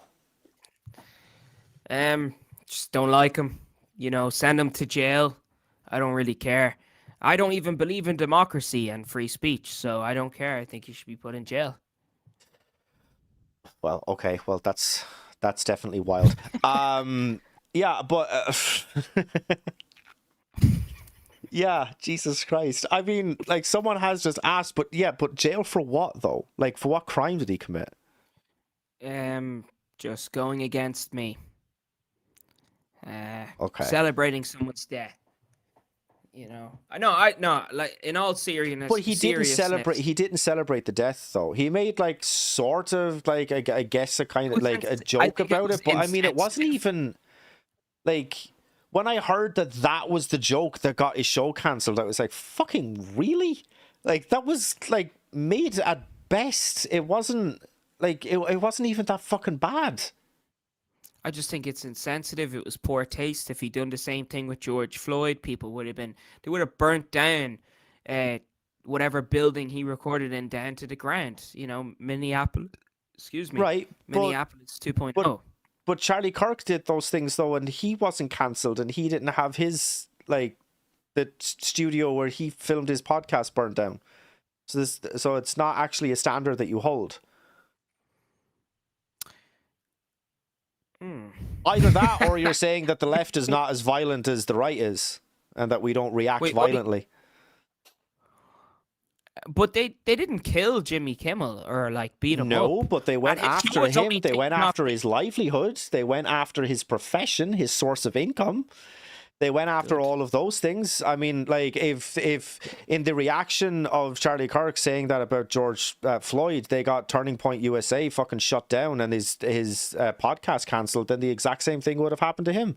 His source of income would have been shut off. His livelihood would have like ended. All of these sorts of things. But that didn't happen. When did he joke about George Floyd? When did he joke about George Floyd? Well, I mean, he said that like it wasn't actually like Derek Chauvin that killed him, and that he died of an overdose, and that like it was yeah, like he like said that like. But there's coroner's reports that say he died from an overdose. So And he's there's only coroner's stating reports that say that he didn't, and it was proven in a court of law to be that he didn't die of an overdose. So I'm not going to trust the court of law every time. You know, law is I mean, arbitrary. So yeah, I mean, I'm not going to trust it either, but when you have like not all the time, but when you have like all of these like when you have a defense and a prosecution and they each bring their coroner's reports and they each give like detailed descriptions of what happened, and then you have a jury of peers, that's how the legal system works. It's just, you know, that's just how that works. But also then, you know, like I mean, like specifically what he kind of said about him, I mean, like he like spent like what, like 5 months saying that like all that like he was no saint, and that, you know, like not necessarily that he deserved it, but that, you know, that like Derek Chauvin definitely didn't deserve to be imprisoned for it and all this sort of stuff. The point is that even when that happened, nothing of what you're saying should have happened to Jimmy Kimmel happened to Charlie Kirk. So yeah, I mean, I guess the left is not as violent as the right is. well, it wasn't a violent act, and his show was only temporarily taken off the air. Yeah, we all know Plus, what that means, the man. That's compa- not, yeah. But like, you also have to see it from their standpoint as well. The production company, it's during a very heated time, and it's just going to bring them bad press if they don't do something about it. So yeah, I don't really care But this about is what I'm Jimmy saying. Kimmel. I mean, like the I'm joke was glad he's not gone. even that like off color, or it wasn't actually even that bad. But then, right, because I got like super fucking interested to kind of know what had kind of happened. Apparently Trump called the head of ABC and told him to take Jimmy Kimmel off the air, which Based. yeah, well, I mean, maybe your kind of bias would kind of take you there. However, to any of the like Americans or anything else like that that are on the live stream or anything else, that is actually a violation of free speech. Freedom of speech. When the Right. government goes after you for your speech, that is a violation of free speech. So we're gonna If agree Twitter here. takes Actually, I agree. your account down, or if YouTube blocks you, or if anything else like that, that's not a violation of free speech. That is because you are not complying with the company's, not the government's, but a company's terms of service. When a government goes after you for your speech, that's a violation of free speech. So I it's agree. just very, very interesting to me that all the people who are kind of celebrating Jimmy Kimmel getting taken off the air when they are right wing, when they are talking about how important freedom of speech is, and that freedom of speech is, you know, they will say things like it's not just the First Amendment for nothing. It's the First Amendment because it's the most important amendment. That if you don't, that like you have to have the right to say what you know to say what you think and to share your opinions and your beliefs and everything else like that. Why are they not freaking the fuck out about this? Like, that's my main question. Getting a taste of their own medicine, though. Like, so for the people on the left are getting a taste of their own medicine because it was done to us for a long time. People on the right. Secondly, I'm actually But going to by agree who? with you. Who you was know, it done by? by leftists. People were losing their jobs, like Enoch Burke. Right now, I know that's Ireland. I'm just saying, but that type of stuff was happening in America. You know, if you But didn't say Caitlyn Jenner was a woman and you said, no, it's actually a man, people were losing their jobs. Pine Sap, the guy who was on Jubilee, right, but that's lost his exactly job right. Yeah, because he but defended fascism. but that's losing your job because but you agreed with no, Rob. You see, you agreed with me earlier that if Or the policy of a the company Right, does yeah, not yeah. think that you represent their company or their brand effectively, that they have the right to follow you. So, but now you've gone back on that and said, well, the guy off of Jubilee and this person and that person and the other person, they lost their job. But that's not a violation. But that's not a violation of freedom of speech, though. That's the company not okay. So sorry, I apologize. I forgot about the part where you said like Trump called ABC. Okay. It was. If that happened, that's wrong, right? And then Pam Bondi said, "Oh, we're going to start making hate speech laws." We don't agree with literally, that. like, yeah. We don't agree with that. That's not good. I don't believe in that, right? Now, I don't know if Trump called. You said supposedly, right? Or am I wrong? We don't know. That is what has been rumored to have occurred. We don't know definitively yet, but I just kind of still felt it kind of worthy of kind of bringing it up. In the same way as, I mean, if we had this very stream a week ago, we would both be kind of saying, well, look, we don't really know what happened. This is what we think what happened, whatever else. It's just like an unfortunate kind of timing almost. It still felt prudent to kind of bring it up, but yeah. Yeah, so if it was ABC that cancelled his show, that's fine. But if Trump did call and say cancel the show, not fine. Yeah, no, I mean, I do completely agree. Yeah, I think that like it's apparently happening where Jimmy Kimmel is actually suing ABC for unlawful termination of an employment contract, which I do like. Look, if he has a case there, 100% go for it. You know, I'm glad he's off the air. I didn't like him anyways, so. I think he was a prick. You see, I think that if somebody said, well, I'm glad that Charlie Kirk is not going to go out there onto his show anymore. So I don't like what he said. He was a prick. I think that if somebody no, hang on. I think that if somebody was to say that now, that you would paint them as almost the worst person in the world. Like you could, like, again, man, you could not. What? Yeah, but you cannot agree with what somebody says and still not celebrate when they're taken off the air. Just don't watch them. Simple as. Oh yeah, no, like, I didn't watch him. I was more like having casual talk. That I just I don't really care that he's gone off the air. You know, I didn't like his show. I didn't like his talking points. He was a liberal, you know, and I think he's a part of the global agenda that's pushing secularism and liberalism. And he works for a certain group of people that probably, you know, tell him to say those things. He's all part of the plan. Well, I mean, he does literally, but that's not necessarily, like, it's not like conspiracy baited. Like, yeah, he does work for a bunch of people, and a bunch of people are telling him what to say. It's his fucking writers. He's a comedian, my dude. Like, he's a host of a show. I don't think. Yeah, he's a shill. He's a shill.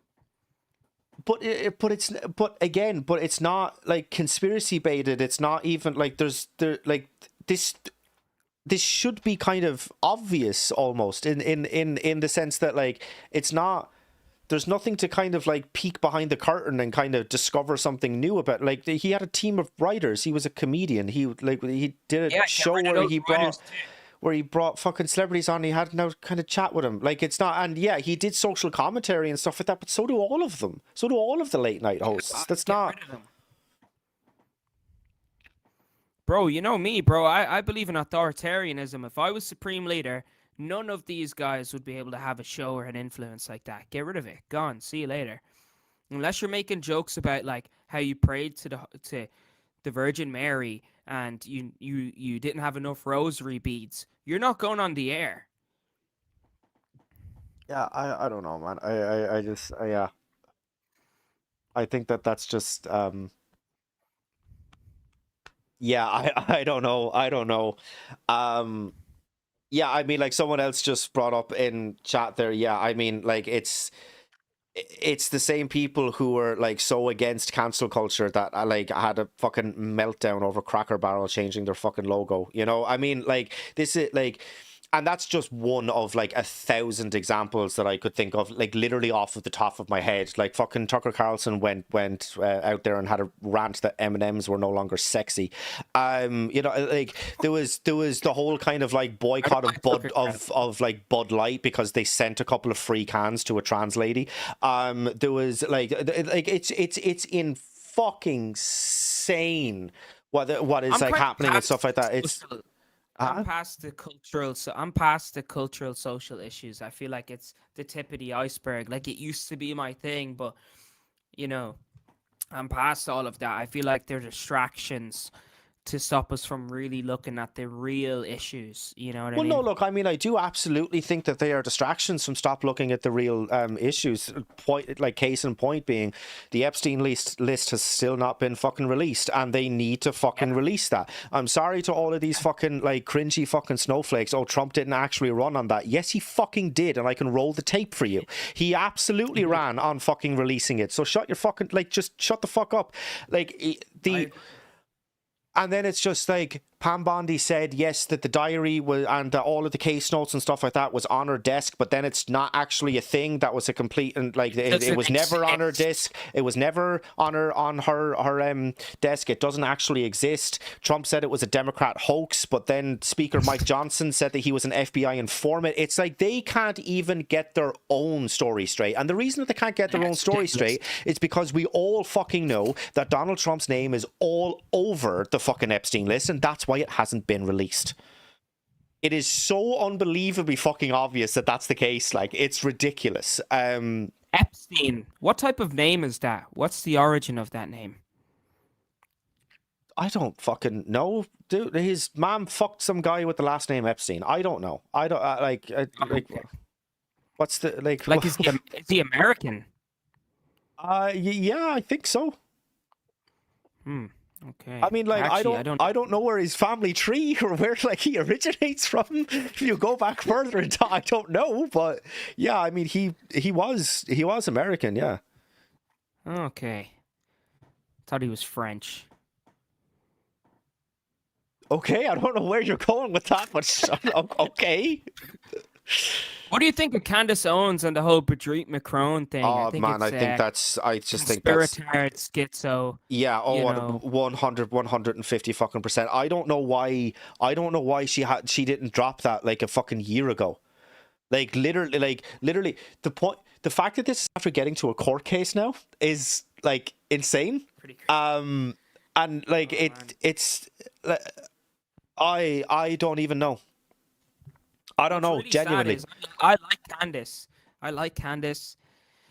but it's the conspiratard schizo stuff that just throws me off. And it's like, even when Charlie died, you know, she's on live and she's like saying, Netanyahu, I have the letter, I'm gonna drop it, and then doesn't drop the letter, doesn't bring any receipts.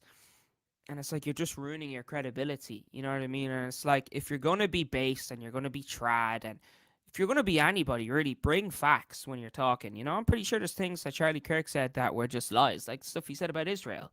That's why I'm not a big fan of Trump. I feel like he has lied. You know, I backed him the whole way, and I feel like he lied to me. Mm-hmm.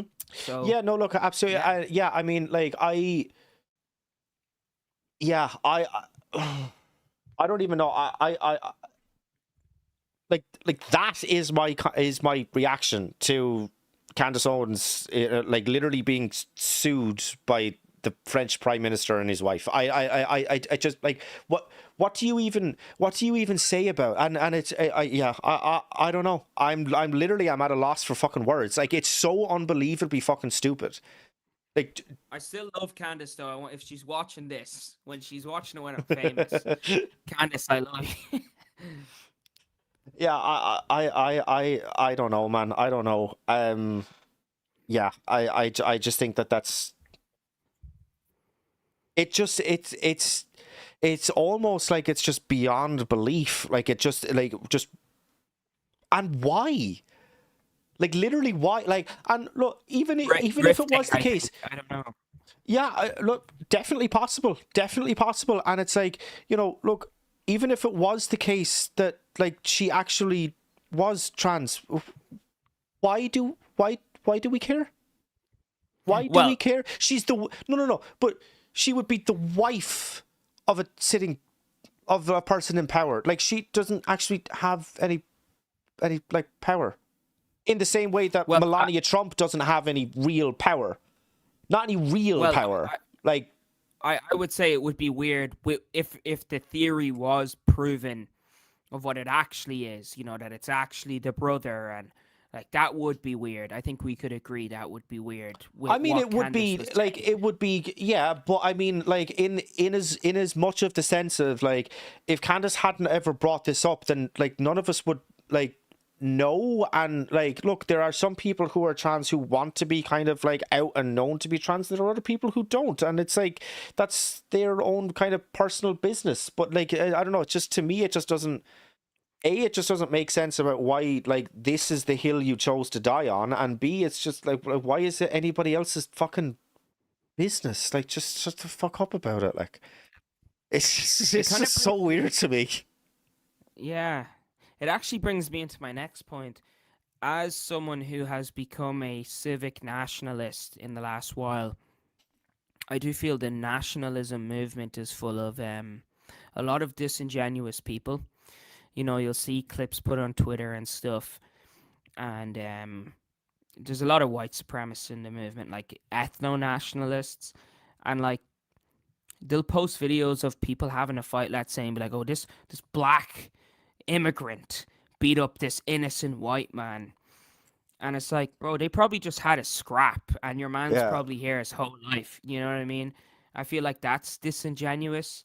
And really, what I'm pushing for now in the nationalist movement is, can we stop this, petty racism and this like low IQ degeneracy? Like, if we're going to be nationalists, we actually need to be aristocrats in society and have influence in society, be role models that people will follow, and we can actually change society that way. Posting stuff on Twitter is not going to change the country. It can wake some people up if it is something bad, but being disingenuous is retarded. Um. Yeah. I don't. Um. Was Yeah. I yapping? No, not it. No, not necessarily. I just don't really kind of know like what part of that to respond to. Um. I mean, like nationalism, as in like ethno nationalism, as in religious nationalism, as in kind of like completely and utterly like the strictest form and version of like closed borders national. Like what like way you kind of So I believe in like civic nationalism. So I believe it kind of like there is a bit of ethno in it, not in the way like white supremacists would believe it, but obviously I believe that people need to conform to the national identity and that the common good would be to unite with God. So obviously there would be less migrants in the country, less immigration altogether. Majority white Irish is what we would be aiming for, and to instill cultural and moral values that are Catholic social teaching. Um, and, there can be a separation between church and state, but the state would submit unto the Catholic Church. yeah, well, because when that happened in our country's history, that turned out really, really well. Um, yeah, I mean, And it like, would be a corporatist view as well. I don't believe in capitalism anymore. I believe in corporatism. So like so corporations and unions that are submitted onto the government, but they work in. So like there's a union and corporation for each field of work, um, and it's like capitalism mixed with like socialism. Nearly, there's still a right to private property. Everybody would live, at their means or above their means. No billionaires, but no poverty. You know what I mean? Um, so yeah, everybody's really included. There would be an incentive to work as well because we work together. I would probably eliminate the dole as well. I think the dole is an incentive for people not to work, except for like obviously disabled people and elderly people. That's different. Um, I feel like that would bring about a common good. So, and there would be still freedom of religion, but if you are trying to deter people from Catholic social teaching and from the Catholic Church, I feel like there's a violation of state policy then. Okay, so I mean, like, I don't disagree with every single one of those points. Um, like, I believe in religious freedom. I believe that you have the right to like choose to be in whatever religion you choose. Um, I I definitely agree with no billionaires, but also no poverty. I mean, I completely and utterly, think that 100%. Um, yeah, you lost me on a couple of points.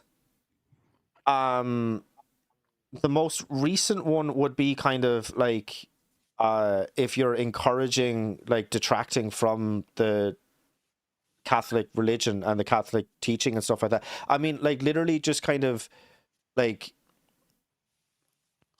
debate or kind of conversation or like kind of saying, well, yeah, okay, so that's what you think, okay, well, here's what I think. I mean, like that could be portrayed as being as trying to sway someone out of like the Catholic religion, like, yeah. And then also but like it's not even that it's necessarily like a freedom of religion, it's a freedom of your preferred religion and of your religion of choice. So Well, you would be deemed like a heretic in society. So we're trying to reflect the truth that you shouldn't listen to heretics. So, like, let's say you're an atheist. You can be an atheist, but you're going to be deemed a heretic. right, and does that come with like social stigma or ostracization or Um, I would say it's more like the reflection of truth amongst society that we shouldn't listen to these people because they're wrong. okay, so it's ostracization then. So like you want to live in an They can still unequal work and be society? members of. They can still be members of society, of course. Yeah, Yeah, but yeah. they're like they're otherized though. It's like, yeah, no, don't listen to them. Like it's like they're bad, like fucking views. They're wrong views. It's like, like, yeah, it's Yeah, definitely well, a we see form of that in our ostracization. society already. We see that now though. Like if someone is a white supremacist, it's like, yeah, don't listen to them. But if you want to go listen to them, you can. You have the freedom of expression to do so. Well, yeah, but Freedom of they're conscience as well. yeah, but like it's not just the like a white supremacist is kind of talking about like their opinions. They're also talking about like different sorts of like calls to action and different sorts of like things that you can do as a response to somebody who is like openly white supremacist. Like there's a lot of different layers there. It's not just like I one. feel like there's Muslims that do the same thing, and we should treat them the same way that we would treat a white supremacist in this ideal society that I believe in. Okay, yeah. I mean, I don't know, dude. I think You that's can a be a I practicing Muslim. I think that's definitely a bit of a hard sell, and it's not a society that I would necessarily want to be a part of. In parts, maybe, but not the whole. And obviously, if you're going to live in the society, then you kind of have to sign up for the whole. But yeah, that's I think it's still gonna be. It would still be better. Okay, I understand why you would disagree with the social aspects of it, but like economically, it would be better than what we're living in now, right? Like you, for example, you're an atheist, right? yeah. Nothing would really change for you other than like if you get like we're not going to persecute you because you're an atheist, and if anybody does so, then they're violating the Catholic social teaching. We're not supposed to discriminate anybody for their beliefs, their race, creed, whatever. We're not supposed to. So if anybody does that, they're in violation of breaking the law. I would say that should be law, right? The way it is now, probably even more enforced. But yeah, like economically, you'd be doing actually better, And what we're trying to incentivize is that Irish people are, you know, able to have children then, right? They're not afraid. There's no socioeconomic excuse that, oh, I can't have kids because of financial issues. They were able to. and we would promote marriage. Um, we would also promote a one income household so that a man is able to cater for his wife and his family, so a woman doesn't have to work. Now she has the freedom to, but from my own experience, I believe there's a lot of women that want to be stay-at-home mothers, but they actually can't because of the way society is nowadays. They don't actually have the freedom to do so. So we would make it a thing that they're able to do so. And I think if we reflect that truth, I think a lot more women would actually go along with it. Yeah. Yeah, I don't know. Hmm. Yeah, that's it's oh god. I mean, like, would like any kind of part of your idealistic society, like, would it be like, would any kind of a portion of it be like heavily encouraged, and some other kind of like alternative like ways of life and stuff like that be discouraged? Discourage, yeah. So we'd reflect the truth that certain ways of life are, go against divine revelation and objective truth. So, yeah, they would be discouraged. So, like homosexuality, um, transgender ideology, socialism, they would be reflected as that they're wrong. Um, yeah. Okay, so you said that socialism would be seen as that they're wrong, but I mean, like, one of like the best and most, we'll say, positive outcomes of like a socialistic society would be that there are no billionaires and there also is no poverty, which is something that you said that you're for. And then also like the transgender ideology, I don't know what ideology they have. It's a it's a different way of life, one that I will never like fully understand, in the sense that I will never understand what it feels like to kind of look at your body and think that like it doesn't align with who you are inside, and like who you are kind of like personally and stuff. I will never understand. I literally will just never understand that. But like I don't know what ideology they have, and then also this like society, and this is probably the main reason why I wouldn't want to be included. It it appears to have a painful lack of freedom. Yeah, well, it would be probably like a monarchy or some sort of authoritarianism. There would be no democracy in this. Okay. So there is there is no freedom. There's no freedom of like there's like no true freedom of thought or expression. You can Especially have your if like freedom there of is like an idealistic fucking like lifestyle or like end goal to achieve.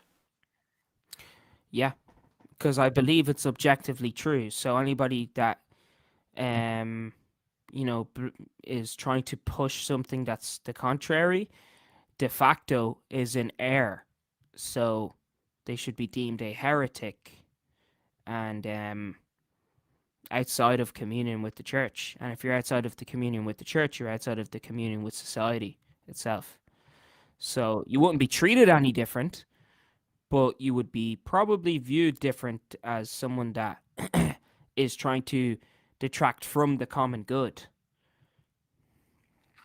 Right, but I mean, like, why can't you have like, why do you need that as and like a demonstrable and functional version of like otherizing people? I mean, like it's basic, like it's sort of like a version of xenophobia, but sort of. Um, but I mean, like, why can't it?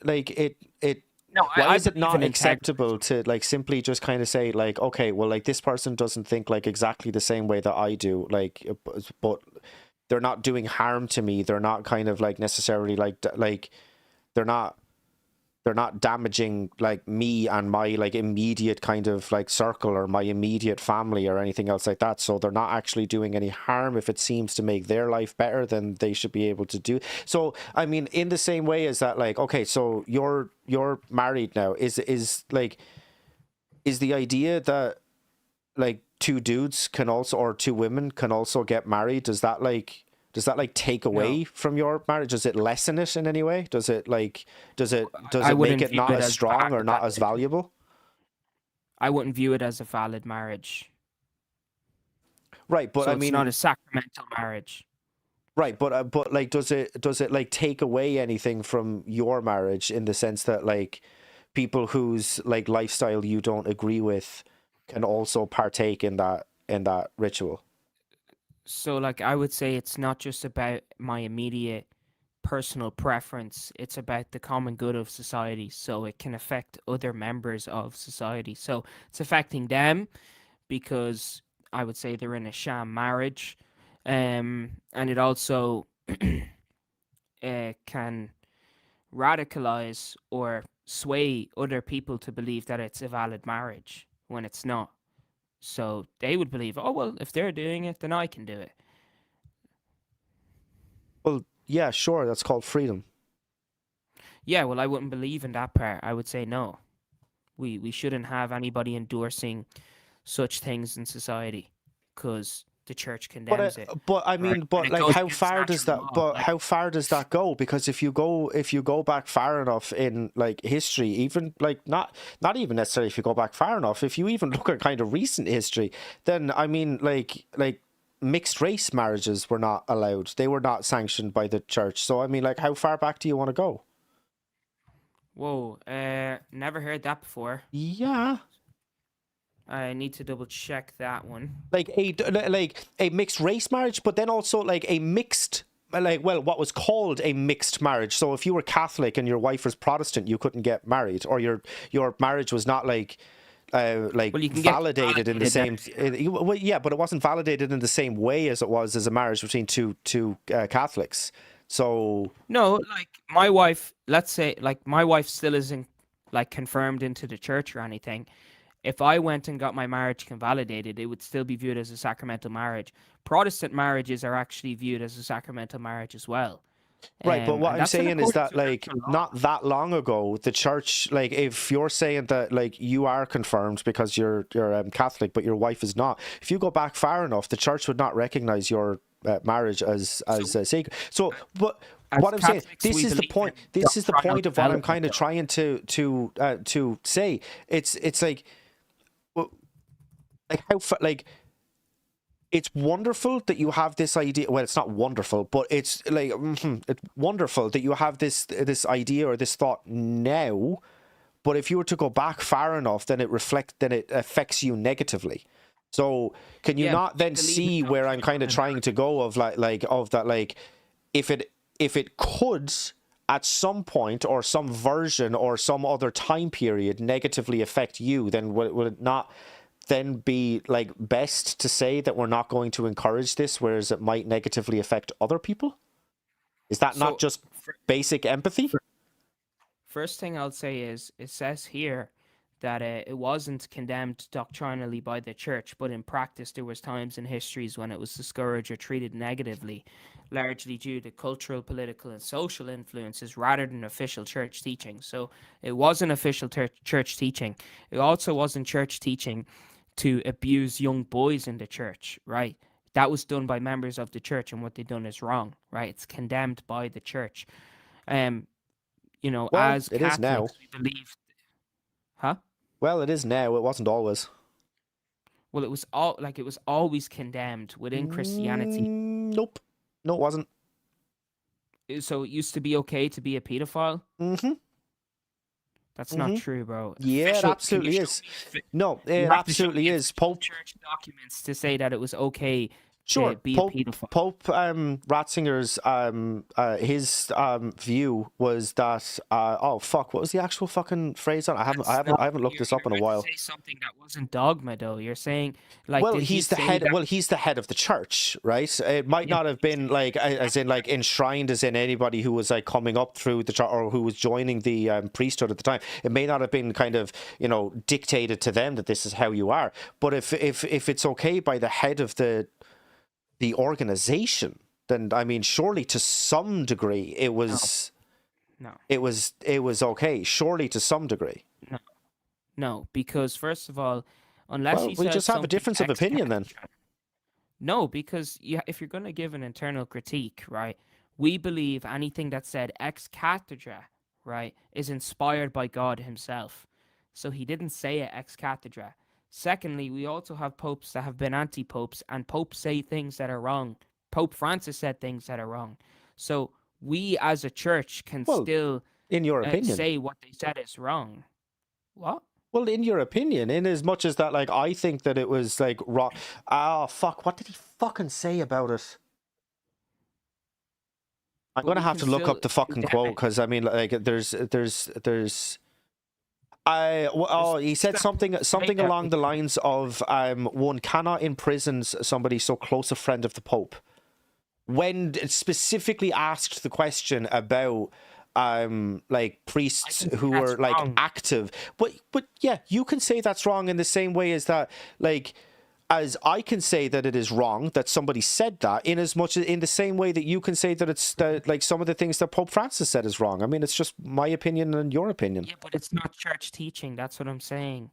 But is it church teaching that, well, like, but if a pope is influential enough and like and calls for a change to church teaching, then I mean, like, is it not then like a like an evolution of the No, teaching to be then okay with, or for them to like somewhat even accept like a same-sex marriage, or for any of no. these sorts of things? To make a Is it? change to church teaching is not just like, hey guys, I want to change church teaching. No, I know it's a The process. I know it's not as simple as just waking up of a random Tuesday and being like, yeah, no, this is how it's going to be from now on. I understand that, but I'm just saying, there like, has to be a council. well, yeah, no. I understand that, but can you not agree though that if it is known, like, where a previous pope stood on the position of pedophilia within the church, that like it is then somewhat to a degree normalized that you would be able to get away with that sort of behavior, considering I how can you still know condemn it. past That's wrong. behaviors, how protective the pope has been of previous people who were in that exact position. Like, can you not see how, like, But they would like feel that, more the kind of comfortable getting away with it in that scenario? I understand. That's what I'm saying. But what I'm saying is it's not official church teaching. So like what the Pope done, the Pope can do things that are wrong. That's what I'm saying. Like popes have done heinous things in history. There's popes who had orgies and loads of kids and, robbed people and done horrible things. But it's not official church teaching. Well, damn. I mean, I never thought that I'd agree with a fucking pope's, position on fucking orgies and a bunch of kids. That sounds like a hoot and a holler. I mean, like, hey, listen. As long as everybody present was consenting and above the age, then we're all good. Okay, that's I wouldn't say there was that. I'm pretty sure that Pope that done like was marrying young boys and stuff. He was all right. deemed an Okay, anti-Pope, well, so yeah. yeah. Again, as long as everybody present was consenting adults, we're all good. Then it's good. Oh gosh. Oh god. I don't even want to think about it, God forbid. But I can't remember now what we were talking about before that though. I I mean, can't like, remember. it was like, it was basically, it was just like the kind of like the like complete and utter just like lack of, like, well, in my opinion, the lack of kind of freedom that your like proposed utopia presents. Yeah. I don't know, man. Look, look.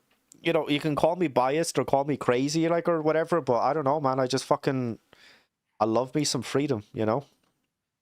I understand, I wish like we have free will, but so obviously I believe in natural law. I believe in Aristotelian metaphysics. So like we have the freedom to do whatever we want, right? And obviously as a Catholic, I believe that Adam and Eve had the freedom to do whatever they want. But they went against natural law, which led them to being removed from paradise. So it's the same thing we see now. I have the freedom to cheat on my wife, for example, God forbid, but I have the freedom to do that, but it would be still immoral for me to carry out such an act, right? It would be licentious. So that's the way my society would be built. It would be built upon natural law, not upon my own personal preference, right? Because there's going to be things that I'm like, oh, dang, I can't do that anymore. You know what I mean? But I think it's the sacrifice that has to be made to reach a common good for this country. And then it would, I think, in turn, inspire other countries to do the same. Yeah, I mean, like it's interesting because like the whole kind of point that you said about, I mean, like kind of like cheating on that, like that you can choose to cheat and stuff like that. I mean, the thing about it is, I like as unthinkable or as like as like completely and utterly just yeah, like repulsive and reprehensible that would be for you to do, like based on your like kind of religious kind of position It's on not it, just religion, like but background yeah, on it, right. proposition, something. Well, yeah, but what I was going to say was that like I can arrive at the exact same conclusion you can just based on a pure empathy. That I can understand. Well, it's actually true I reason. can understand, and I can kind of put myself in the position of what that would be like for me. So then I'm not going to do that to somebody else.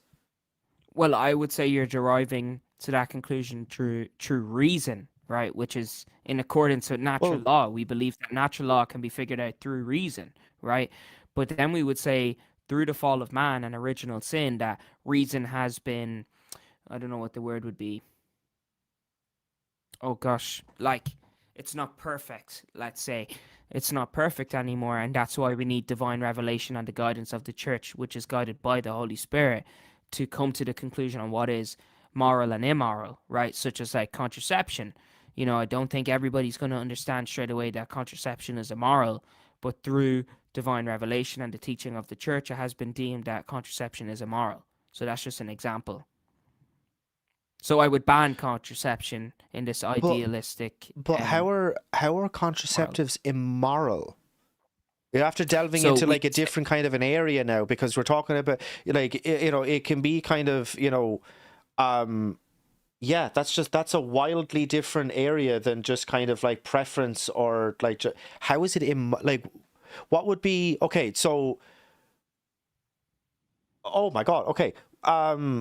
So the next time that I see my girlfriend, if we have sex and I use protection, what's like what immoral act have I committed? yeah, so you're committing grave sin because you are perverting the marital act. So the primary means of the marital act is procreation. The secondary means is pleasure. So when you pervert it like that with contraception, you're committing grave sin.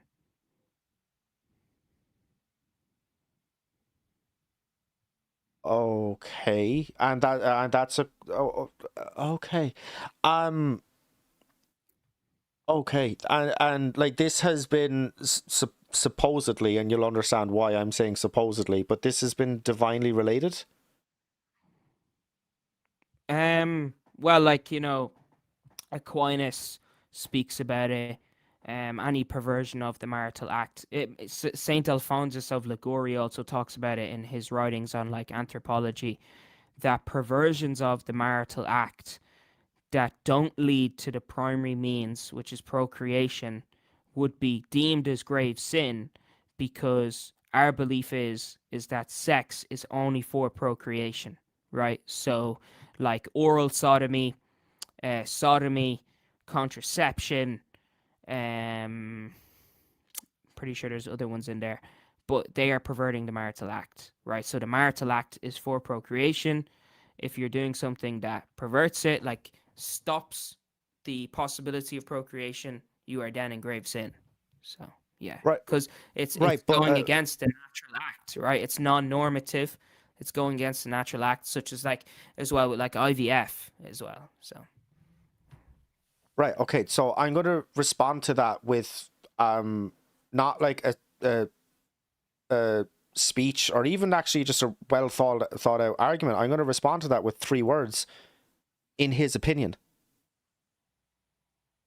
well, no, we would say it's through natural law. So natural law is objective. So it's not like relative.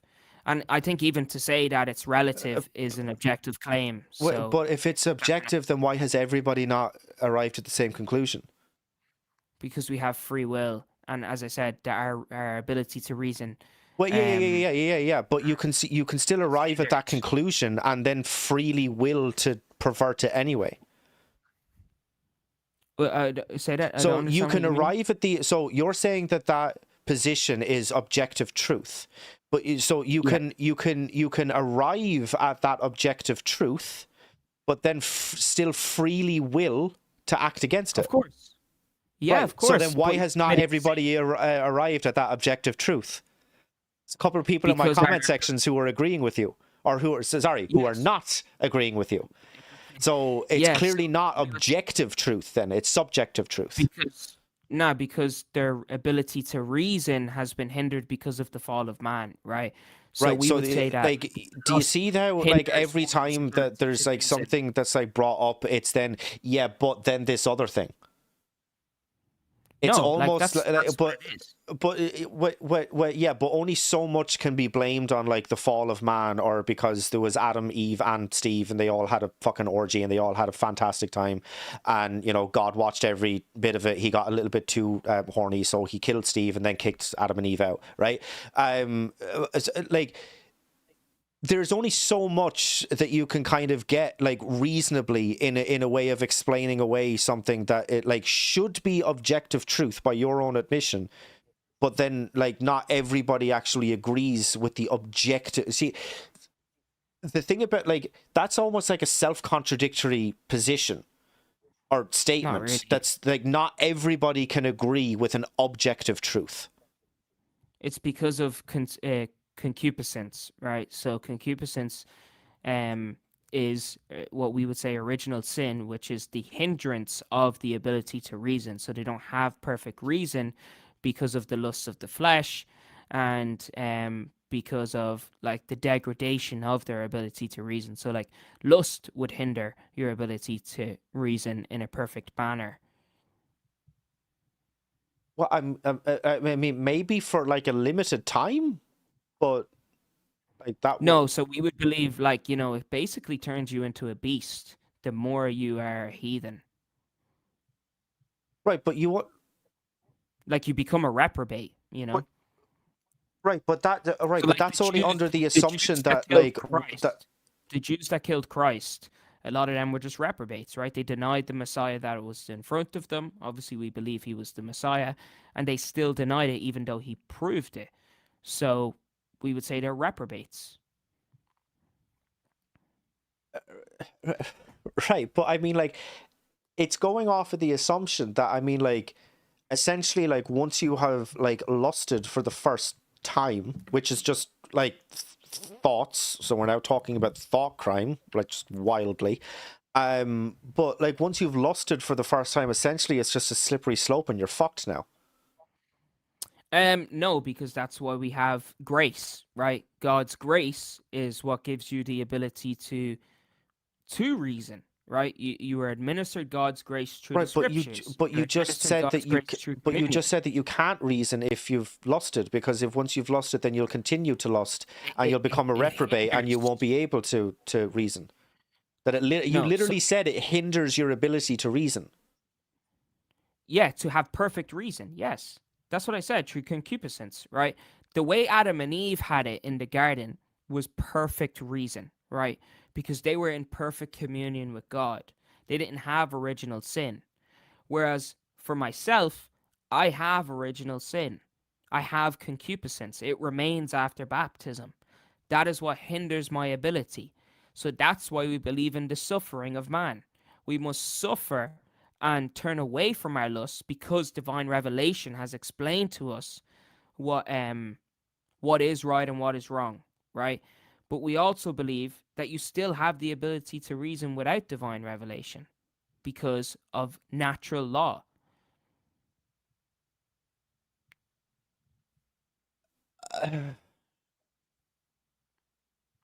Right. Right. Oh, okay. I'm just, yeah. I'm still kind of, I just don't know how something can be like given the title, we'll say, of objective, I mean, like, what does that even mean? Like, in the sense that, I mean, like, what are you essentially saying about the rest of mankind? That there is an objective truth out there that so many people just don't, like, Yeah. reconcile with. Yeah. Right, but That's basically, well, yeah. okay. So essentially, then what I'm asking is, like, what what happened to me that because I don't think that that's objective truth that didn't happen to you? It's a good question. Maybe I'm not knowledgeable enough to answer that question. So I feel like if I give the wrong answer, it would be just disingenuous. It's a good question. Yeah, I feel like I don't have enough knowledge to be able to answer that. Could be a lack of grace, but I feel like that's probably no. I don't feel like I can answer that question. Okay, well, I So mean, like, what would a lack of grace like look like? As in, like, not even for like this topic, but I mean, like, just in general. I mean, like, what would that kind of look like? What would have had to have so happened to me to have a lack of grace? mortal sin, you wouldn't be in a state of grace. So Okay, yeah. what's a mortal sin? You're clearly more caught up on Catholic Oh, doctrine than I am. sorry. So like there's venial sin and then there's mortal sin, right? So venial sin doesn't take you out of a state of God's grace, whereas mortal sin could be when you um with full consent of the will uh commit a grave sin. So like a grave sin could be like adultery or fornication or stealing, right? Full consent of the will is required, meaning then you wouldn't be in a state of grace. So let's say you apostatize from the faith, that would be mortal sin. That can't be you can't be forgiven for that unless you seek forgiveness, right? An act of contrition, whether in confession, or it can be outside the sacrament of confession in certain circumstances. But yeah, so you wouldn't be in a state of grace if you like, let's say, apostatized from the faith, and it wouldn't be forgiven either by God. Right. So ah, so if I have sex with my girlfriend outside the confines of marriage, is that a mortal sin? Yeah, How? You said it was adultery. Neither of us are married. it's still fornication and sexual immorality. Hey, I mean, I don't know. I don't know, man. Yeah, I don't know. I just think that that's just like wild. I would actually Um, recommend like reading Aquinas. I feel like I know a lot of atheists that are really blown away by Aquinas. Like I have a friend who's an atheist and he's a nihilist and everything. He studied philosophy, has his doctorate in philosophy, and he done his doctorate in medieval history. So he had to read Aquinas, and he's like, "Wow, yeah, Aquinas is amazing." Like I would really recommend everybody to read no, some I mean, Aquinas because he was a genius. I have no doubt that there are some like influential figures out there like throughout history and stuff like that. Like, I just think that like when it comes to your own like your own kind of like happiness and the most amount of like well-being and like life fulfillment, I mean, like that comes like from you. That shouldn't like that.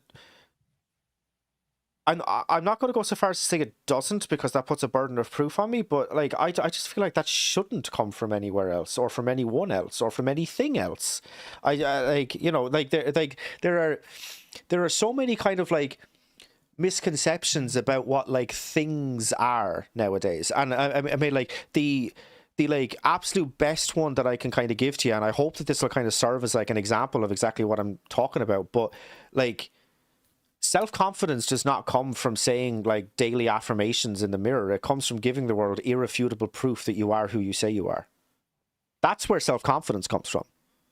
Like, if you actually think about it, like that's like, it's not about like, oh, like other people kind of like bigging you up and stuff like that. It's about no, like, yeah, as I said, giving the world irrefutable proof that you are who you say you are. So if you say that you're a good person, like then Yeah. give the world the proof that like that statement needs. So like We would. I would it actually doesn't like. and it We shouldn't would agree come with that. from like externally. It comes from internally. So Yeah, we actually it should agree. well yeah, okay. So but then like why does kind of living the most kind of like in some people's eyes like perfect life, why does that have to rely on an external factor? Why can't I, live my life as a good person, as a decent person, as a moral person, but yet I'm an atheist and someone that you would consider a heretic? Yeah, no. So I'm not like a low church retard Protestant. Like we believe just because someone's an atheist doesn't mean they can't act out virtuous.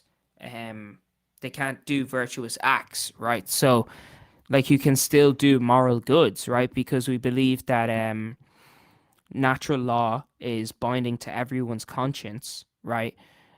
Some is hindered, obviously, in some areas, and all of us are, even if you're Catholic or whatever. But as an atheist, right, to be a good person is a good thing, and we would say that's in accordance with natural law. We like there's one, um, and the thing is, you find these things out through the true human reason.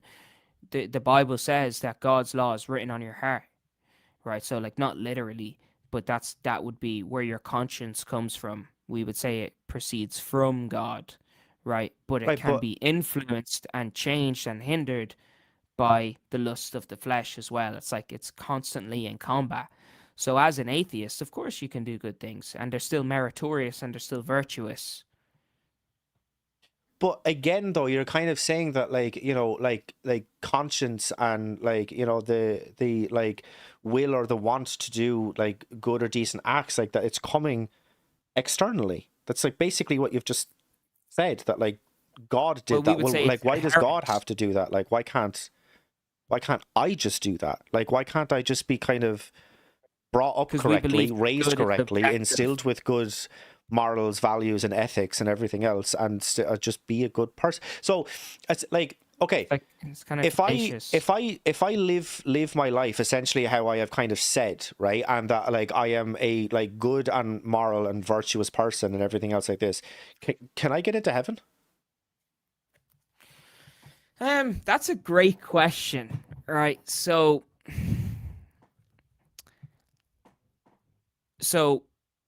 to be Catholic is to carry out the virtues of the faith, right? So like hope, love, charity, and peace. So like for one example is we would believe that a Muslim can make it into heaven. Now, is it through the normative means? No. Is it through extraordinary means? Yes, right? So it's like God can show mercy to these people in the sense of that they carry out virtuous acts, they have internal worship to God, etc., etc. Like there's many ways because you're judged based upon your works as well. So, yeah, like you could. Is, is there an assurance there? You know what I mean? It's like I can't give an answer. I'm not God, Well, right? yeah, But yeah, yeah, yeah. is there a possibility? Yes, yes, there is a possibility. Yeah, Okay, so then why do I need to believe in God? because you to merit salvation is through the means of the church and God's grace, which is given through the sacraments. So that would be the normative means, right? So it's like, do you want to be 50-50 or do you want to be like 90-10? Do you get what I'm saying? Sort of. So, Like, but I mean, like you did just say that without a belief in God, that like I can make it into heaven. So, like, whoa, like then what? Then, well, it's a possibility. something You like said it's a that. possibility. It's Um, very slim chance, like I can't tell the future.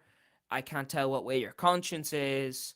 You know what I mean? God knows all, right? Like we would say, like he's omnipresent, omnipotent. So it's like God knows all, I don't. So like to give a straight answer on that, I could be even like slightly off here in the teaching, and I'm actually going to ask my friends about this after. But like, it's like God really knows all, and I don't. So that's like the best answer I can really give. Like the Mhm. normal answer I can give is if someone is deemed as a heretic and condemned by the church, unless they repent, hellfire. And that's, but it's like, Right, but have you been would the officially excommunicated by the church? You know what I mean? well, You're no. outside of the church, you're outside of the ark, but Well, I haven't yeah, been God's officially grace can extend to all. I haven't been officially excommunicated by the church. I haven't requested to be either. It's just too much of a hassle. No, seriously, dude, do you actually like know the process to be like excommunicated from the Catholic religion? It's a Yeah, fucking yeah, process. You have to write yeah. fucking like letters and like sworn testimonies and like why exactly like you lost your faith and shit. Fuck that. It's too much hassle. Um but yeah, I mean I don't know. Maybe I'll send the fucking Vatican this video that'll count for it. Oh gosh, Like no paste. I don't know. It's just like, oh God, I don't know. Yeah, okay, yeah. I just think that like if you do like if you live like a morally good and um like prosperous life and you know like you're like good and you're decent to people and um you like don't put people in harm's way, you don't like go out and kind of like like cause harm to other people, whether that be like physically, psychologically, socially, I mean like if that's not enough to deem me a good enough person that like I get some reward when I die, then I mean like to me it's just not worth it, because everything else is just like it just almost kind of seems like it's fake to me.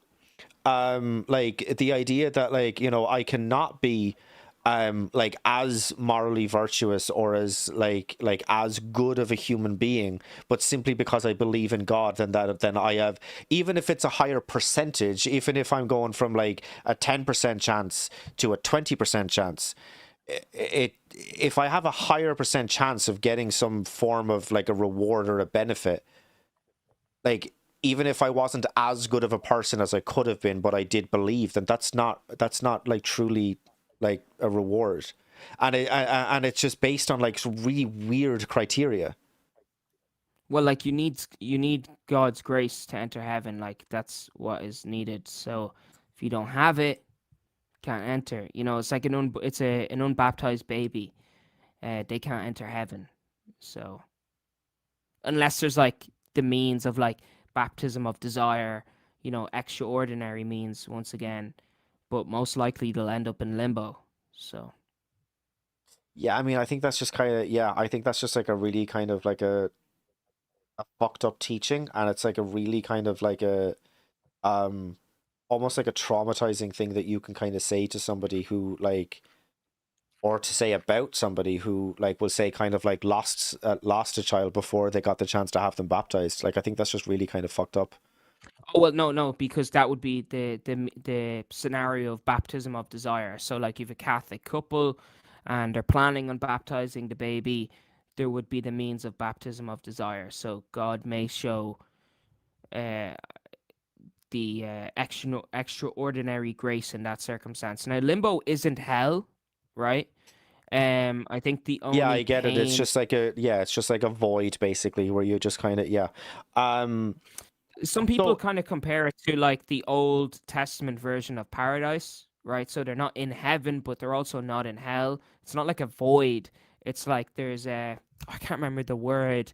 There's not a lack of joy in this area. yeah, like yeah, okay. Look, I mean like there's like 1,000 different kind of rabbit holes and stuff like that that we could go down about. The we have veered massively off topic. We started off talking about Charlie Kirk. And it's not even that I necessarily just kind of want to bring us back to that just so we can kind of Of course, I of was going course. to It's your say a very, stream, bro. I was about to say a very inappropriate pun that might end up getting me cancelled. So I'm going to choose not to. But yeah, yeah, I don't know. I just personally, and look at will like. I think it's kind of like it's appropriate and it's a good place to kind of like wrap up with kind of giving like some kind of final thoughts on like, you know, Yeah, exactly what has kind of happened in the aftermath of and everything else. I find it extremely worrying that like one side in particular of the kind of left right distinction has like almost immediately kind of like called to arms and the the want or the desire to retaliate physically when you know, like just because, you know, like kind of someone on like their side dies, even in the like brutal, unjustified, unceremonious, you know, uncondoned way that Charlie did. I just think that yeah, it's extremely worrying. I mean, I'm not necessarily worried just because, you know, I'm here and I'm in Ireland and stuff like that, like, and so I'm not, you know, in the kind of the like crosshairs, pardon the pun. But yeah, I just think that it's extremely kind of worrying that it's gotten to a point where like literally almost immediately there was like a call of retaliation and there was a call of revenge against one side of the political aisle when we still don't know categorically 100% what side he belonged to. And look, even if he did, it's like it's still not like 100% justified to kind of call to retaliate, you know. yeah, no, Yeah, no, no. I just find that very, very, very just worrying. But yeah, Yeah, yeah. I'll give you the last word. Yeah, and that's I would agree with you there that I don't believe in vengeance of any kind. What happened was terrible, and that doesn't mean we should incite violence against the other side. Even like as you said, we don't actually 100% know, was it a leftist? Was it this? And even the people celebrating the death, I don't Hmm. believe in, violence or discrimination against them of any kind. As I said already, I think they should lose their jobs and stuff because I think it's bad taste. But like what we do really need, and we can all agree on, is peace. We need peace, no violence of any kind. So yeah, Yeah, no, 100%. Yeah, that's perfect way of wrapping it up.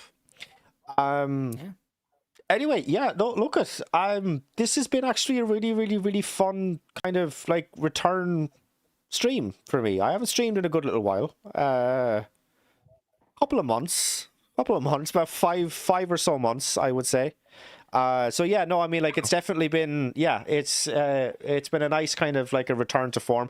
Yeah, look, Rob, like, absolutely. Look, we didn't agree on too much. We agreed on the important things, I think, is a good kind of point of yeah, like to say that, you know, in our kind of closing remarks there, yeah, we like definitely did have a lot of agreement there. Didn't agree on too much else, but that's always, you know, expected and okay. yeah.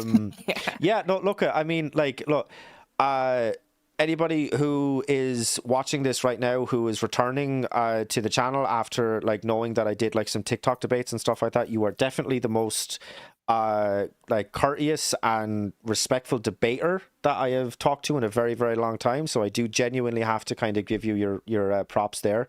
Thank you. Yeah, thanks for coming on and having a chat with me, man. And thanks for bringing me on, man. I love doing this. This is what we need more.